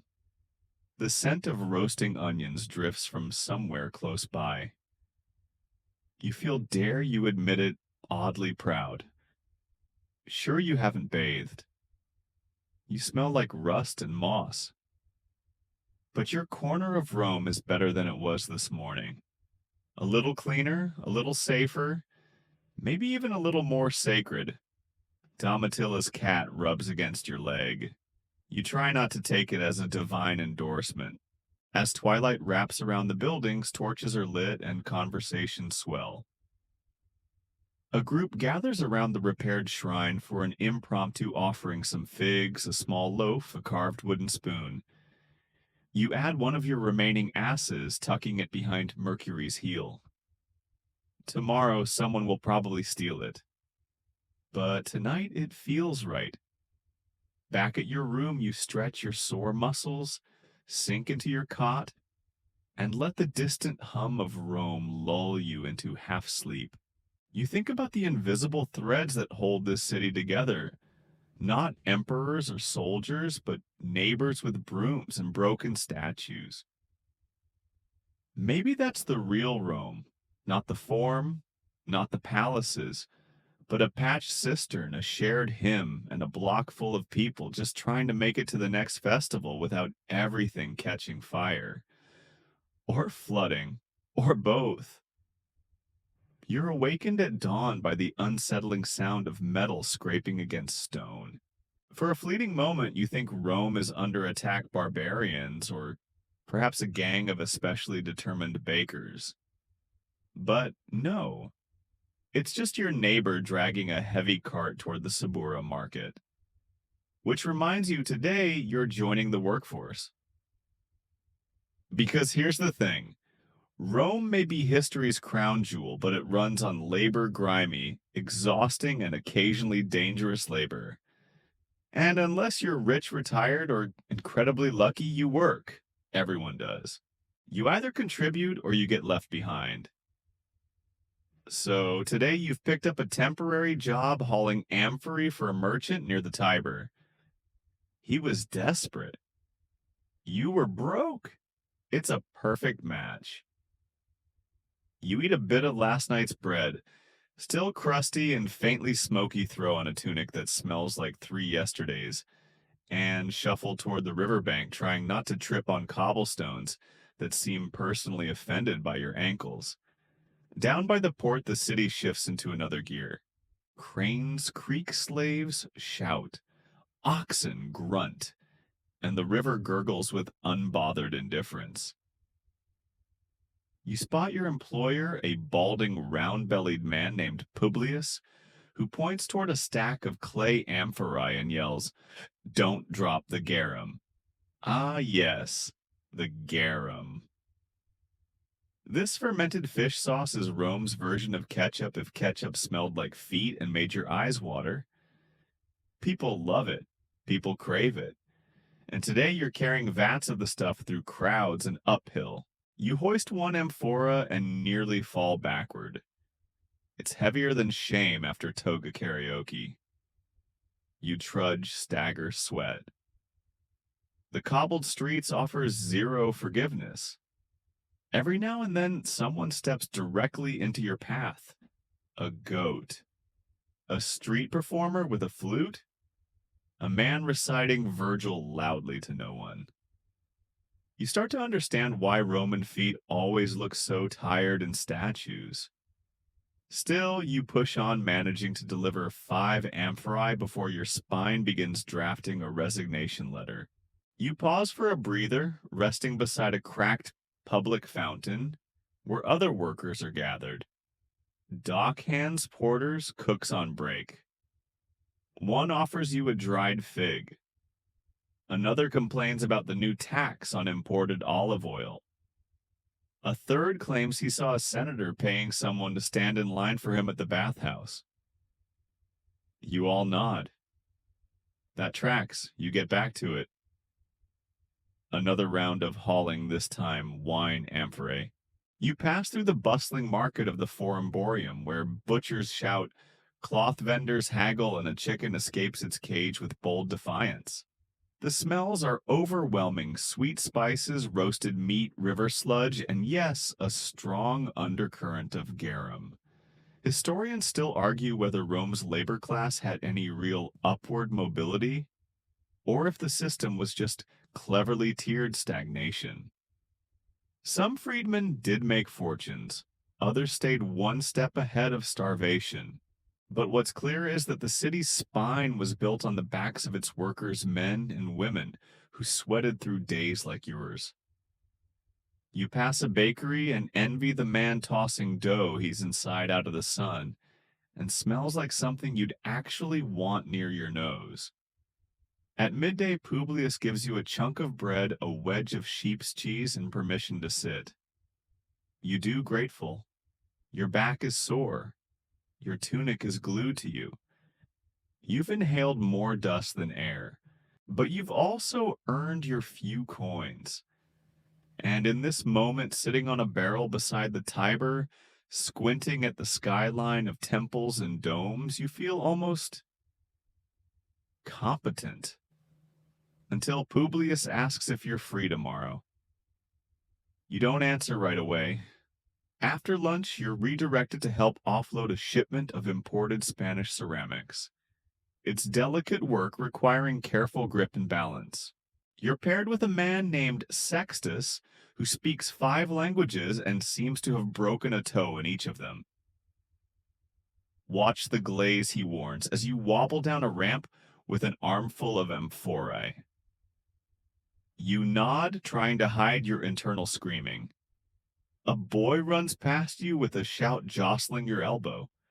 You nearly drop the whole stack. Somehow, nothing breaks, not even your patience. Sextus laughs and slaps you on the back. You're better than most, he says. Yesterday we hired a guy who thought terracotta was edible. You smile. It's the nicest thing anyone said to you all week. As the sun begins its descent, casting long shadows over the warehouses and piers, your shift ends. You're handed a few grimy coins and a nod from Publius, not approval exactly, but acknowledgement. You walk home slowly, each step a gentle protest. Your hands are raw. Your legs feel like they're arguing with your spine. But there's also a strange satisfaction humming beneath the exhaustion. You did something today. You contributed to the invisible machinery that keeps Rome fed, clothed, and slightly less chaotic. You pass a street musician plucking at a lyre, singing about lost love and stolen grapes. A group of children chase each other around a column, one wearing a helmet far too big for his head. An old woman tosses herbs into a pot outside her doorway, and the smell wraps around you like a warm shrug. Rome is ridiculous. Rome is relentless. And yet Rome is also human.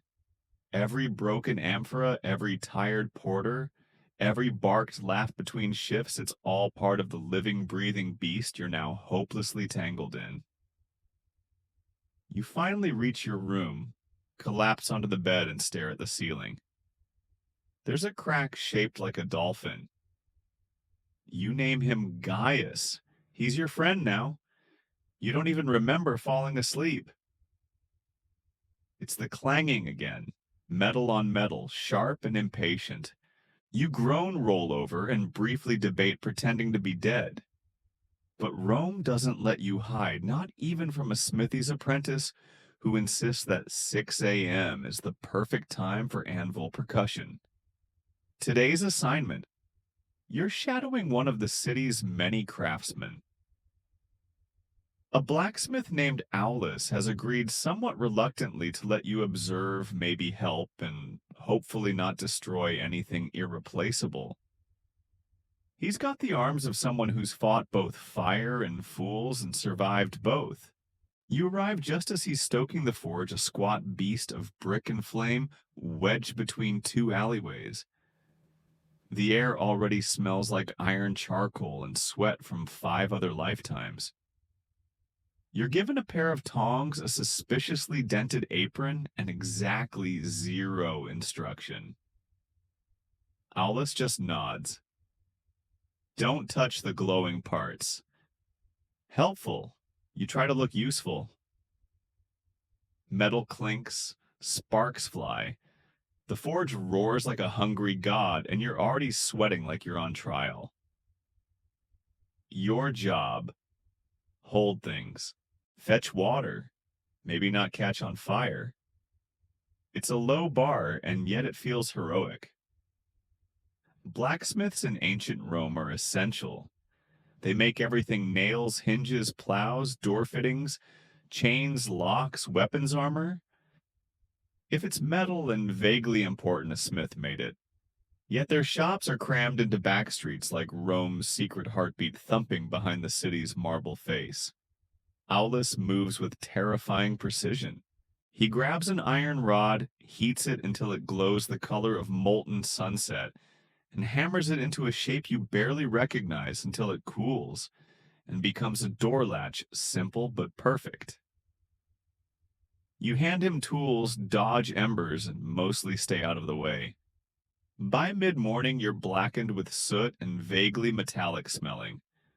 Your arms ache from carrying iron scraps. Your ears ring from the hammering. But there's something hypnotic about the rhythm. The hiss of quenching water, the clang of iron, the muttered curses when a rivet doesn't sit right. Historians still argue whether smiths were considered noble tradesmen or merely tolerated by wealthier Romans. Some were slaves, some were freedmen. Some, like Aulus, were independent artisans, part engineer, part magician, always covered in burns. The work is brutal, but it's creative too. As the day stretches on, Aulus lets you try shaping a tiny nail. It's humble, forgettable, and astonishingly difficult. Your first few attempts look more like bent worms. One flies off the anvil and hits a wall. Aulus snorts but says nothing. Eventually, one of them comes out nailish. I've seen worse, he says, which might be the Roman equivalent of applause. You take a break beside the forge, drinking lukewarm water and watching a boy wheel in a barrow of ore. He tells you his father was a smith too, until a chunk of bronze fell on his foot, and he retired to make sandals. Still smells like fire, the boy shrugs. In the afternoon, things get stranger. A customer arrives, a patrician woman with rings on every finger and a tiny lapdog that looks more judgmental than you do. She orders custom hinges shaped like dolphins. For my garden gate, she explains. Aulus sketches something in charcoal. You hold the parchment as he plans measures reheats. The dolphin hinge slowly emerges from the metal like a secret revealed by flame. You catch yourself admiring it. Somehow you soot-covered sidekick helped bring a fish door thing into existence. And yes, dolphins again. Rome is weirdly obsessed with dolphins. They show up on coins, mosaics, jewelry, even bathhouse graffiti. Maybe it's their association with Neptune. Maybe it's because they're slightly smug sea creatures just like half the senators. Later, an order comes in for spearheads. Simple, utilitarian, deadly. Aulus sharpens the iron with swift practice strikes. You can't help but picture the spears in motion, hurled across battlefields, carried by legionaries with calloused hands and distant stares. Each one starts here in a smoky alley with a forge and a man who hasn't smiled since 27 BC. As evening creeps in, the fire dies down. You help sweep the floor, careful not to kick stray nails underfoot. Your body hums with tiredness, your skin sticky with ash. But your mind, it's alive. Because behind every Roman statue, every bath, every fancy domus door, there's someone like Aulus, unseen, uncelebrated, but essential. You leave the forge with a gift, your misshapen nail now tied to a bit of leather cord. Try not to stab yourself with it, Aulus says. Again, weirdly encouraging.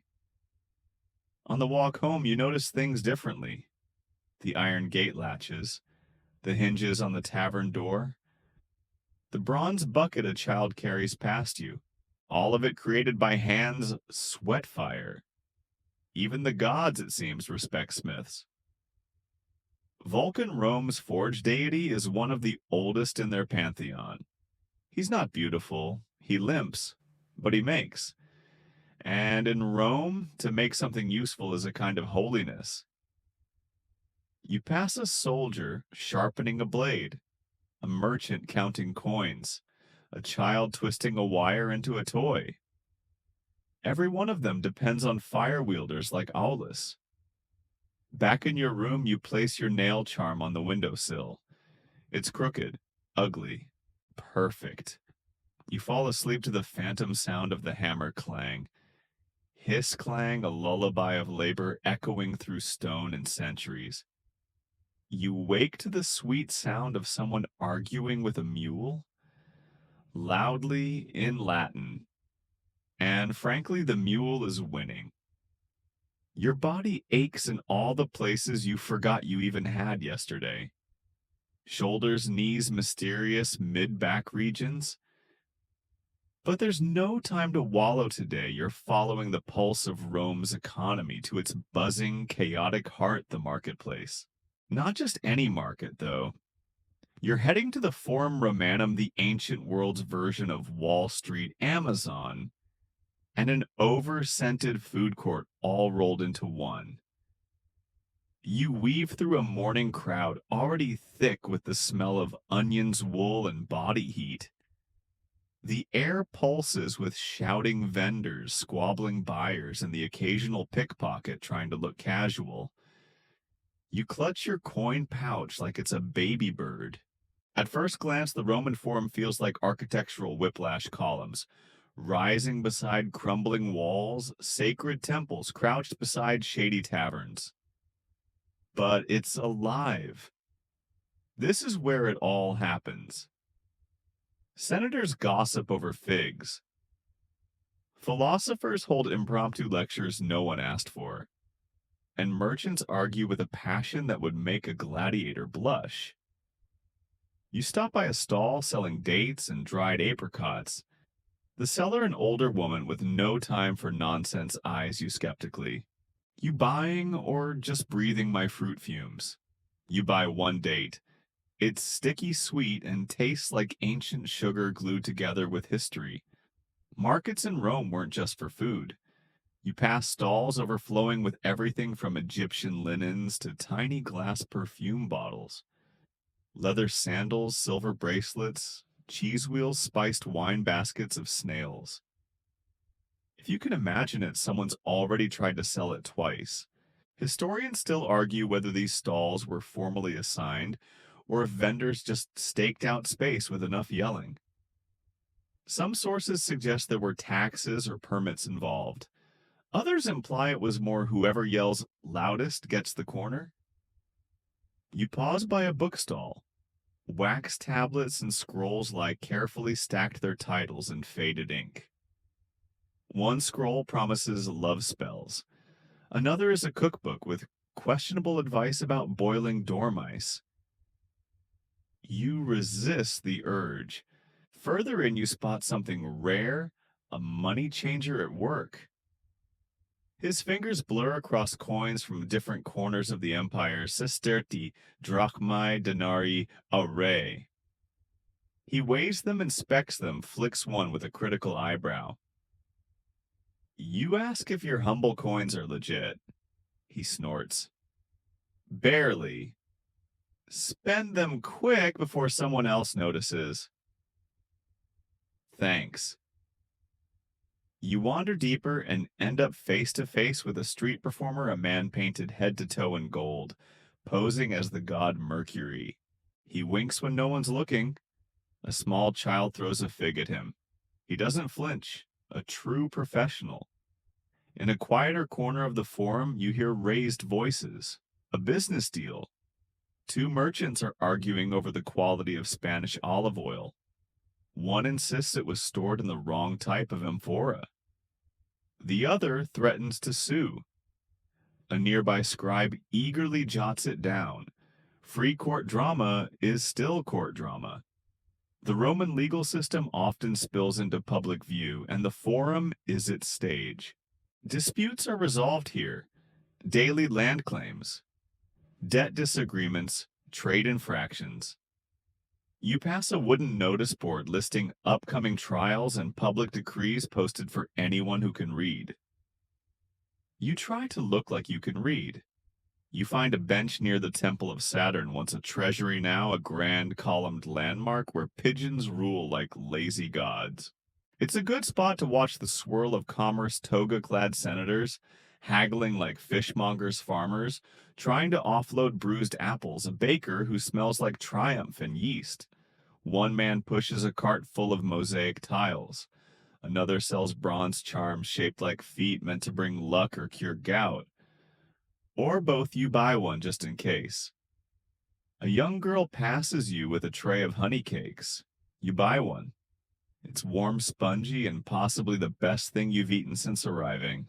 The girl thanks you with a practiced smile and disappears into the crowd like she was never there. The forum isn't just for trade and trials, it's for connection. This is where you come to be seen, to gossip, to show off a new tunic or a suspiciously shiny bronze brooch. It's Instagram, but louder and with more goats. As the sun climbs, the noise crescendos. A man is juggling knives while quoting Cicero. A group of teens are giggling over a naked statue. A pair of senators argue about aqueducts while their slaves play dice on the steps behind them. You're offered 3 different miracle cures by 3 different salesmen, all of which involve drinking something suspiciously green. You pass. Your stomach thanks you. Suddenly a loud cheer erupts. You turn to see a returning trader from the east, flanked by porters and showing off a crate of silk from China. Real silk. People crowd around to touch it, marvel at the shimmer, and gasp at the price.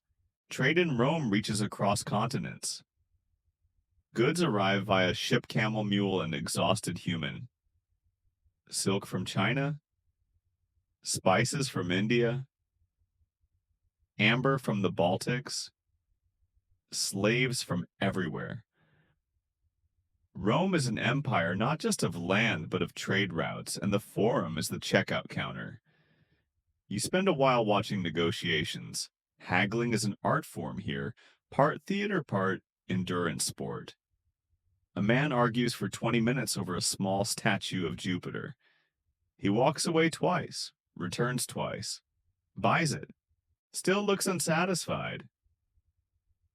You try your hand with a pottery vendor. A small cup catches your eye, simple, chipped, but with a painted dolphin. Of course, you haggle, channeling every market scene you've ever seen in a movie. The vendor rolls his eyes and knocks off a few coins just to make you go away. You leave proud. You've joined the dance. You're part of the rhythm. By afternoon, the crowd thins. The shadows grow longer. Merchants start packing up. A goat breaks into a fruit stall. No one stops it. You walk home with your dolphin cup tucked under your arm and your coin pouch significantly lighter. But there's something satisfying about the day, a sense of having witnessed the veins of the empire pumping wealth, rumor goods, and humanity through its stone arteries. The forum is Rome. Loud, proud, messy, fragrant, beautiful, cynical, ambitious. You reach your lodging, ease off your sandals, and fall into bed. Outside, you hear the distant laughter of a vendor counting his day's earnings. You close your eyes and dream of honey cakes jugglers and one very opinionated money changer. You wake up dreaming of figs and lawsuits, which for ancient Rome is pretty on brand. But today isn't about fruit or coins or molten metal. No, today you're doing something far more Roman, arguing about absolutely everything. You've been invited or maybe conscripted into a philosophical debate circle. Yes, the kind of place where men in tunics spend hours talking about the good life while ignoring the laundry pile at home. Lucky you. Your destination is a modest portico off a busy street, shaded and echoing with voices already in mid-squabble. It's hosted by Marcus, a self-declared Stoic philosopher who looks like someone who's memorized 100 books and forgotten how to smile. You're offered watered wine and a slightly uncomfortable stool. Around you, a mix of toga-clad thinkers, bored-looking young men. One woman who's knitting while eavesdropping, and a dog who may or may not be smarter than all of them. The topic of the day: what is virtue? You immediately wish you could debate something simpler, like how many olives are too many olives? Answer: never enough. Marcus opens with a speech about Stoicism, how true happiness comes from mastering your emotions and accepting the will of the gods. Pain is irrelevant. Desire's a distraction. Control yourself and you'll never suffer. One listener interrupts with a loud snort. He's a follower of Epicurus, a rival school that preaches a very different message: that pleasure is the highest good. Not reckless hedonism.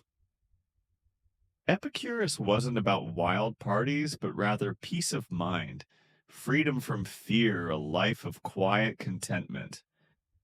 So, of course, they argue. You sit and listen as the debate spirals into a tangle of metaphors: the soul as a charioteer, the mind as a fire, the emotions as a pack of unruly dogs.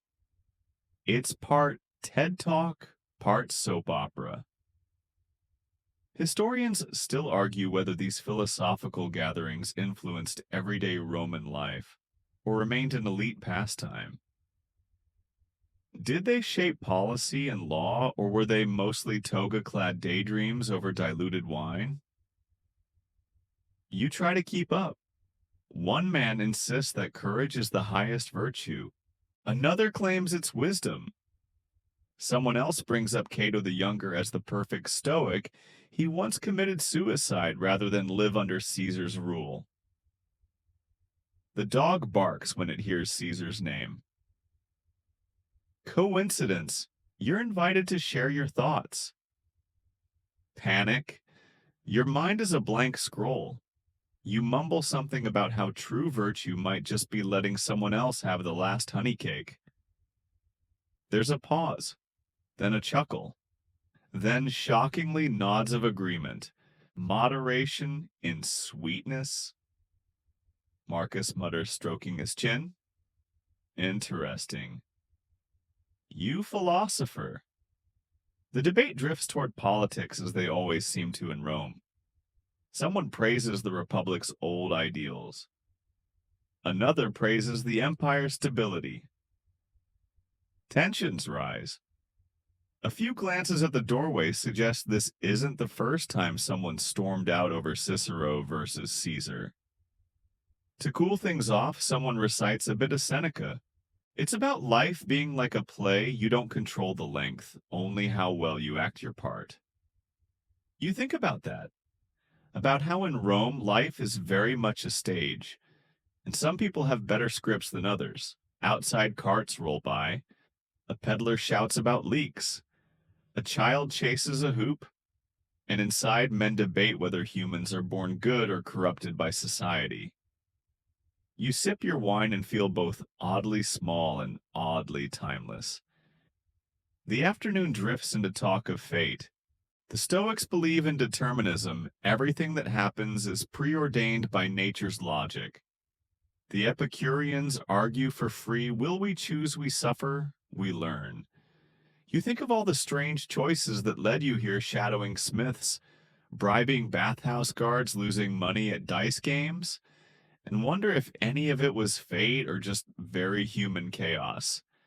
Eventually, the group disbands. No one agrees on anything, but everyone looks strangely satisfied. That's the Roman way debate, not to win, but to sharpen your thinking, to test your words like steel at the forge, to air your doubts and see what sticks. You walk with Marcus for a bit. He talks about the Stoic idea of apatheia, freedom from passion, not in the sense of being a robot, but in choosing not to be ruled by your emotions. You ask if that means never crying or laughing. No, he says, just not being undone by either. You nod slowly. The Romans don't fear feelings, they just want to manage them better than a stampeding elephant. As you pass a marble statue of Socrates, half eroded but still smug, Marcus tells you that philosophy was once a way of life, not just classroom theory. That the early thinkers lived their values, not just argued them. He pauses and adds, even if that meant dying by hemlock. You both shudder. Later that evening, you sit by a fountain with your wax tablet and try to write down what you learned. Your notes turn into questions. What do you value? What would you die for? What makes a good life? Then you sketch a picture of the dog from the debate circle. It's getting dark. Lamps flicker on. Somewhere someone's arguing about whether love is a virtue or a vice. You smile. In Rome, thinking is a full contact sport, and somehow today you survived it. Your legs ache. Your tunic smells vaguely of old figs and street dust. But guess what? You volunteered to spend today doing something even more exhausting than gladiator training or philosophical debate. You, brave soul, are going to experience a day in the life of a Roman teacher. Your host is a grizzled grammaticus named Titus, who greets you at the door of a cramped schoolroom with the sour expression of someone who's taught Virgil to too many sleepy teenagers. He waves you inside with an ink-stained hand and offers you a spot at the back, right next to the kid chewing on a stylus. The classroom isn't much. No desks, no chalkboard, just wooden benches, a few wax tablets, and a whole lot of attitude. The students, mostly boys, a few girls from wealthier homes, are already bickering over who gets to sit closest to the window. One's trying to smuggle in a pet mouse. Another is reciting poetry while balancing a jug on his head. That one's going places. The school day begins with reading. Out loud. In unison. You're instantly assaulted by a chorus of mumbled Latin, mangled Greek, and the occasional, wait, what line are we on? The text is from the Aeneid because of course it is. No Roman education is complete without it. Young minds are drilled on the exploits of Aeneas the way modern kids memorize multiplication tables or Minecraft lore. Titus walks the room like a bored general. He smacks a stylus against his palm when someone misses a line. No one makes eye contact. The air smells like beeswax, old sandals, and teenage dread. And here's the kicker: school isn't free. Most Roman children only learn to read if their parents can afford to hire a private tutor or pay for a grammaticus like Titus. So, this classroom, it's a privileged one not shared by the majority of children across the empire, especially enslaved kids and the poor. Still, learning is a serious business. Roman culture is obsessed with rhetoric, speaking well, arguing better, and delivering scathing insults with perfect grammar. If you can write a well-balanced sentence and shame your political rival in front of a crowd, you're golden. So, after reading comes writing. Wax tablets are passed around. You receive one and a stylus with a blunted tip, probably intentional. The boy next to you is carving Julius smells into his wax. Artistic expression. Titus assigns a writing exercise, copy a passage from Cicero, then rewrite it in your own words. You barely get through the first 2 lines before your hand cramps. Wax is not forgiving. There's a moment of quiet.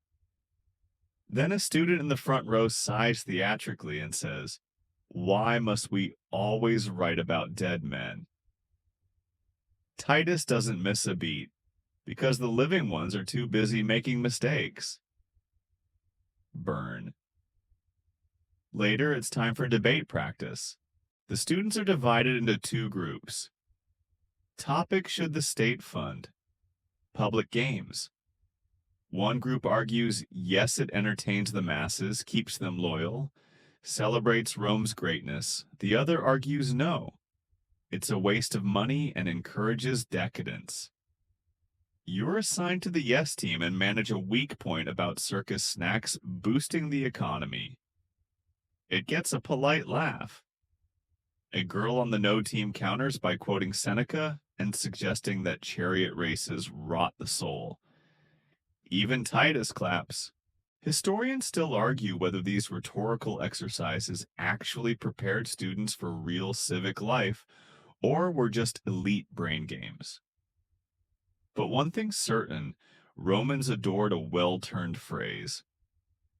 At midday, there's a break. The students scatter, some off to grab bread and olives, others to complain under a fig tree. You stick around, and Titus offers you a flask of watered wine and a crust of bread that may have seen better centuries. He tells you about the trivium, the 3 core subjects for a Roman student: grammar, logic, and rhetoric. If you make it through those and your parents are rich enough, you move on to the quadrivium: arithmetic, geometry, music, and astronomy. The well-rounded Roman mind trained to rule both courts and cosmos. You ask him if he enjoys teaching. He squints at the window, chews the bread, then says, "It's better than soldiering. Less blood, more whining." After lunch, the students return somewhat stickier and sleepier. It's time for poetry composition. A boy named Lucius performs a surprisingly heartfelt ode to his missing goat. Another pens a love sonnet to pickled fish. You write a haiku by accident and get a nod of approval anyway. As the sun sinks, the day wraps up with dictation. Titus reads a passage from Livy, and you all scramble to scribble it into wax before forgetting half the verbs. One student falls asleep mid-word. The mouse from earlier has escaped and is now chewing on someone's sandal. At last, Titus stands and declares the day done. The students groan in relief, grabbing their things and sprinting outside like it's the last day of term. You sit for a moment longer, letting the silence soak in. Roman education is exhausting, not just because of the long hours and memorization, but because everything about it is rooted in ambition. You're not just learning for knowledge, you're training to lead. Persuade, command. And whether you're destined to become a senator or a speechwriter or just the loudest person at a dinner party, education is your sharpest weapon. You thank Titus, who shrugs and mutters something about needing more ink. As you leave, you see him leaning against the doorframe, watching the street with the quiet wariness of a man who's taught too many children to argue. Back home, you lie on your mat hands, sore mind spinning with grammar rules and the smell of wax. You never thought you'd miss modern pencils this much. You drift off imagining yourself giving a fiery speech to the Senate, probably about the importance of school lunches and banning goat poetry. But hey, you've survived a day in a Roman classroom. That's a level of endurance worthy of legend. This morning you wake up with ink stains on your fingers, wax shavings in your hair, and the distant echo of teenage Latin in your ears. It's been a week, hasn't it? But don't get too comfortable. Today's job may be the most absurd yet. You've agreed to work as a Roman funeral assistant. Don't panic. You're not digging graves? Yet. Your job is to shadow a professional undertaker, technically called a libidinarius, who organizes funerals with all the pomp drama and theatrical sobbing money can buy. You meet him in the Vicus Sandaliarius, a street known for cobblers and ceremonial suppliers. He's a wiry man named Gaius with excellent posture and a voice like soft gravel. He's already arranging today's client, a mid-tier noblewoman who passed peacefully after scolding her slaves one final time. Gaius doesn't mourn. He plans. He schedules mourners' coordinates, Flautus hires actors, and orders wreaths. Roman funerals aren't quiet affairs. They're theatrical send-offs full of music, incense, and elaborate choreography.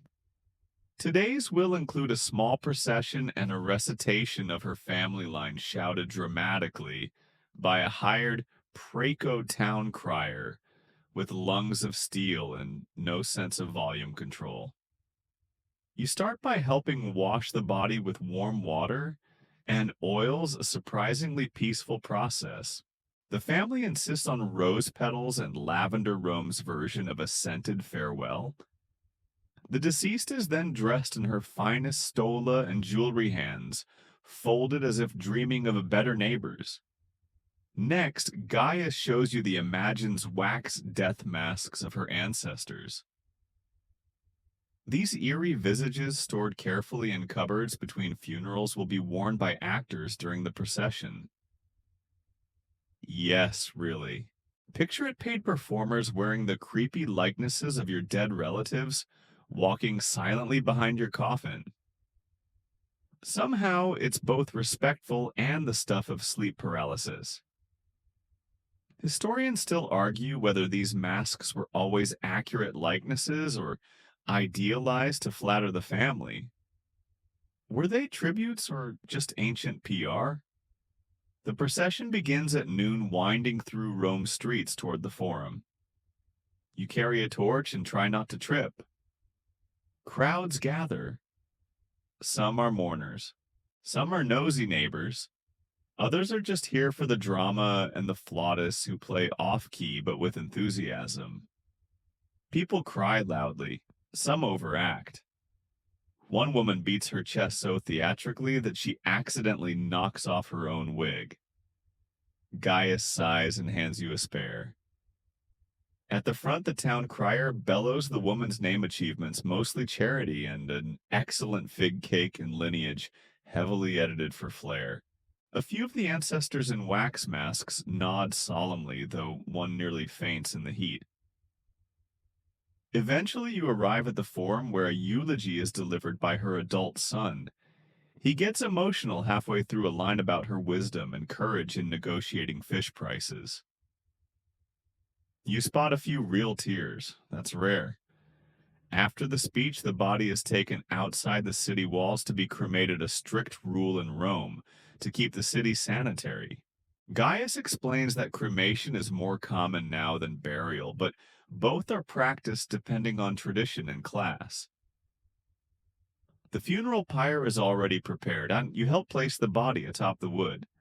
Offerings are added: flowers, favorite perfumes, even a small doll from her childhood. Someone throws in a scroll of poetry. Someone else a loaf of bread. Gaius lights the fire with practiced reverence. Flames rise. The crowd grows quiet. The air smells of pine and myrrh and distant loss. You stand back and wonder what happens next. Well, now comes the bone gathering. Yes, once the fire burns out, someone spoiler, you gets to sift through the ashes for bones, which are then cleaned, placed in a funerary urn and interred in a family tomb or niche in a columbarium, a kind of Roman mausoleum that resembles a fancy eternal pigeon coop. You return covered in soot and mildly traumatized. Gaius pats you on the back and says, "Everyone gets one first time. You didn't drop anything. That's better than most." The day is not done. There's a funeral feast silicernium to attend. You help set the tables. It's held at the family house with platters of beans, boiled eggs, lentils, and wine. The mood is solemn, but the wine flows, and eventually someone tells a story about the deceased that gets a laugh. The meal is part of the mourning process, but also a social reset. Life must go on. Rome is nothing if not resilient. You learn that mourning periods are dictated by status and gender. A widow may mourn her husband for up to a year. A widower, probably not so long. And then there's the rule about not marrying again until after the mourning period, though. Many, it seems, interpret that pretty loosely. Later, you help clean up. Plates stacked, guests gone. The family thanks Gaius, who bows with just the right level of humility and flair. You notice he never touches anything twice. Every movement is economical, ritualized, practiced. As you walk home, Gaius offers one last piece of wisdom. In Rome, death is part of life, but how you leave it, that's what people remember. You think about that. About how funerals in Rome are as much about the living as they are about the dead. About how identity, class, pride, and memory are stitched into the ceremony like embroidery in a burial shroud. You pass a group of children playing funeral procession with sticks and sandals. One's pretending to be a weeping widow. Another insists on being the crier. You smile. In a city this obsessed with legacy, even kids rehearse their endings. You reach your sleeping mat clothes still smoky head, buzzing with chants and flutes and ancestor masks. You survived a Roman funeral barely. And oddly, you feel more alive than ever. You wake up to the smell of incense still clinging faintly to your tunic like a whisper from the funeral fires of yesterday. But don't even think about sleeping in today. You're tagging along with one of the most ambitious people in Rome, a political hopeful. Not a senator yet. Just someone determined to become one. Meet Marcus Petronius Crispus. That's a name engineered for marble inscriptions. He's young, impeccably groomed, and has the confident gait of a man who's practiced his forum strut in polished sandals. You're his apparator for the day. Part. Gopher part. Assistant part. Witness to the caffeine-free chaos of Roman electioneering. He greets you before dawn with a cheerful, "We've got votes to chase before dragging you to the baths." Not to relax, mind you, but to network. See, in Rome, the thermae are more than a place to get squeaky clean. They're the LinkedIn of the ancient world. Politicians, philosophers, and social climbers all gather in the steamy chambers to make deals while half naked. Crispus chats up a wealthy merchant while adjusting his towel like a seasoned pro.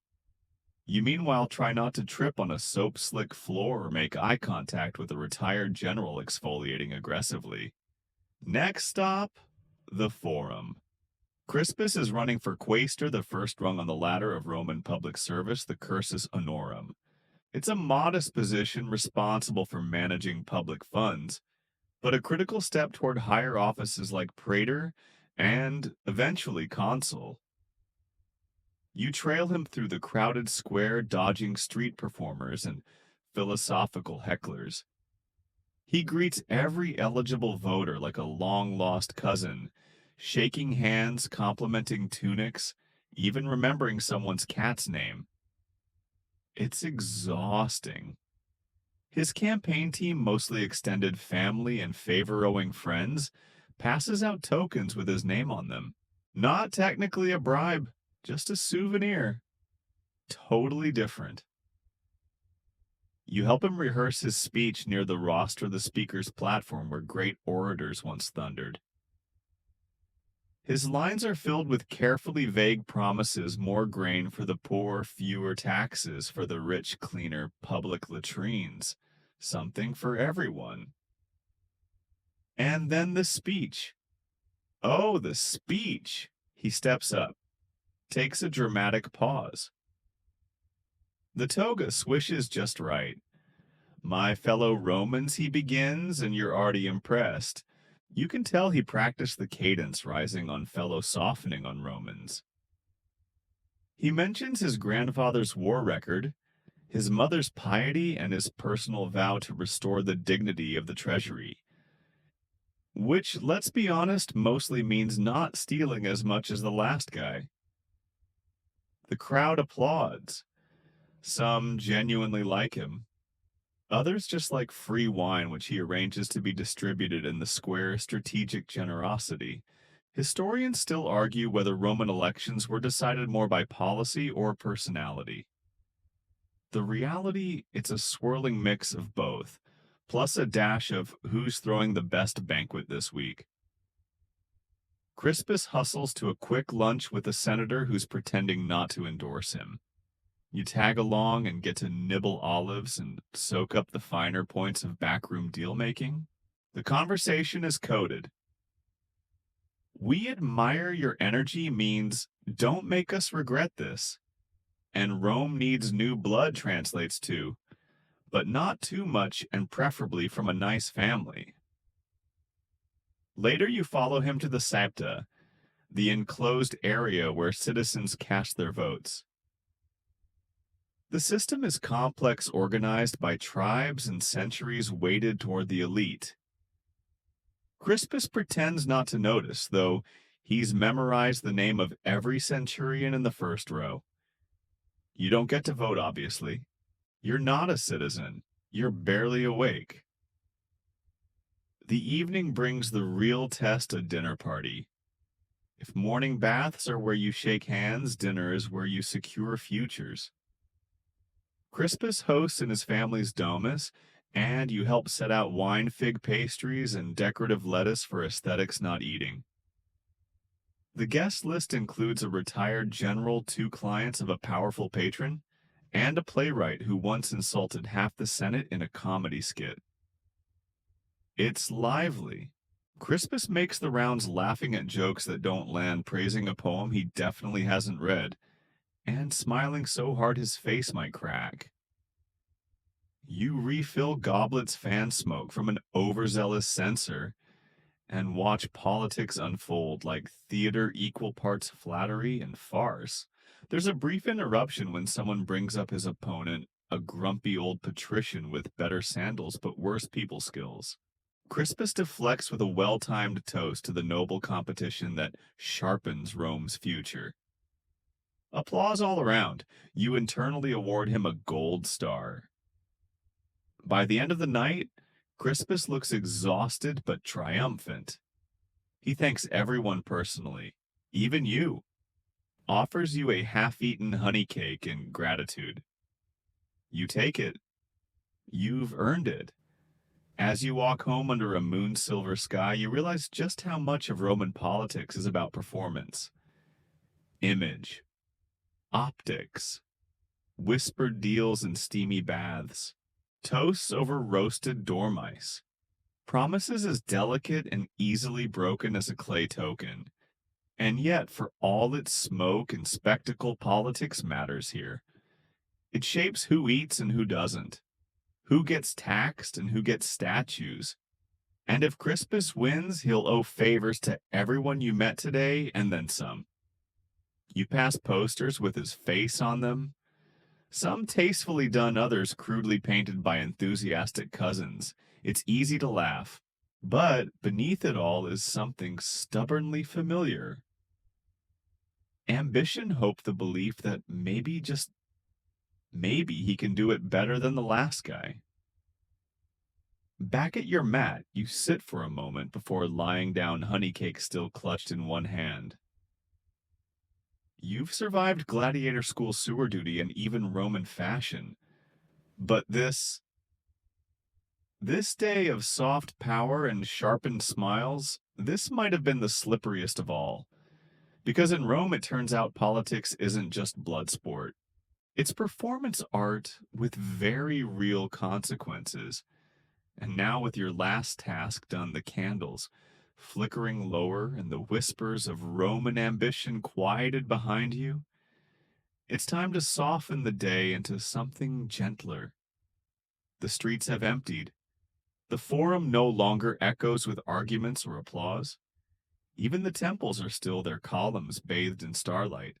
You walk slowly now, not to get anywhere, but simply to move through silence past vine-draped walls and doorways where cats curl like shadows. The air carries the faintest scent of olive oil and ash. You breathe deeper, your feet feel lighter, and for the first time in days, no one is asking anything of you. No speeches to memorize, no tunnels to crawl, no senators to charm or teachers to appease. You pass a fountain murmuring gently in the dark. Water steady and soft invites you to listen. And as you return to the little mat that's somehow become home, the cool linen brushing your arms, you stretch out fully, every muscle finally letting go. Close your eyes now. Let the empire drift away, the marble, the dust, the sandals. Even the senators, you've survived the unthinkable a full day, and many more in ancient Rome. And somehow in between the chaos and pageantry, the ashes and arguments, you found your rhythm. You found the quiet between the columns. So breathe in, breathe out, and let sleep take you soft and slow as Rome fades into dreams.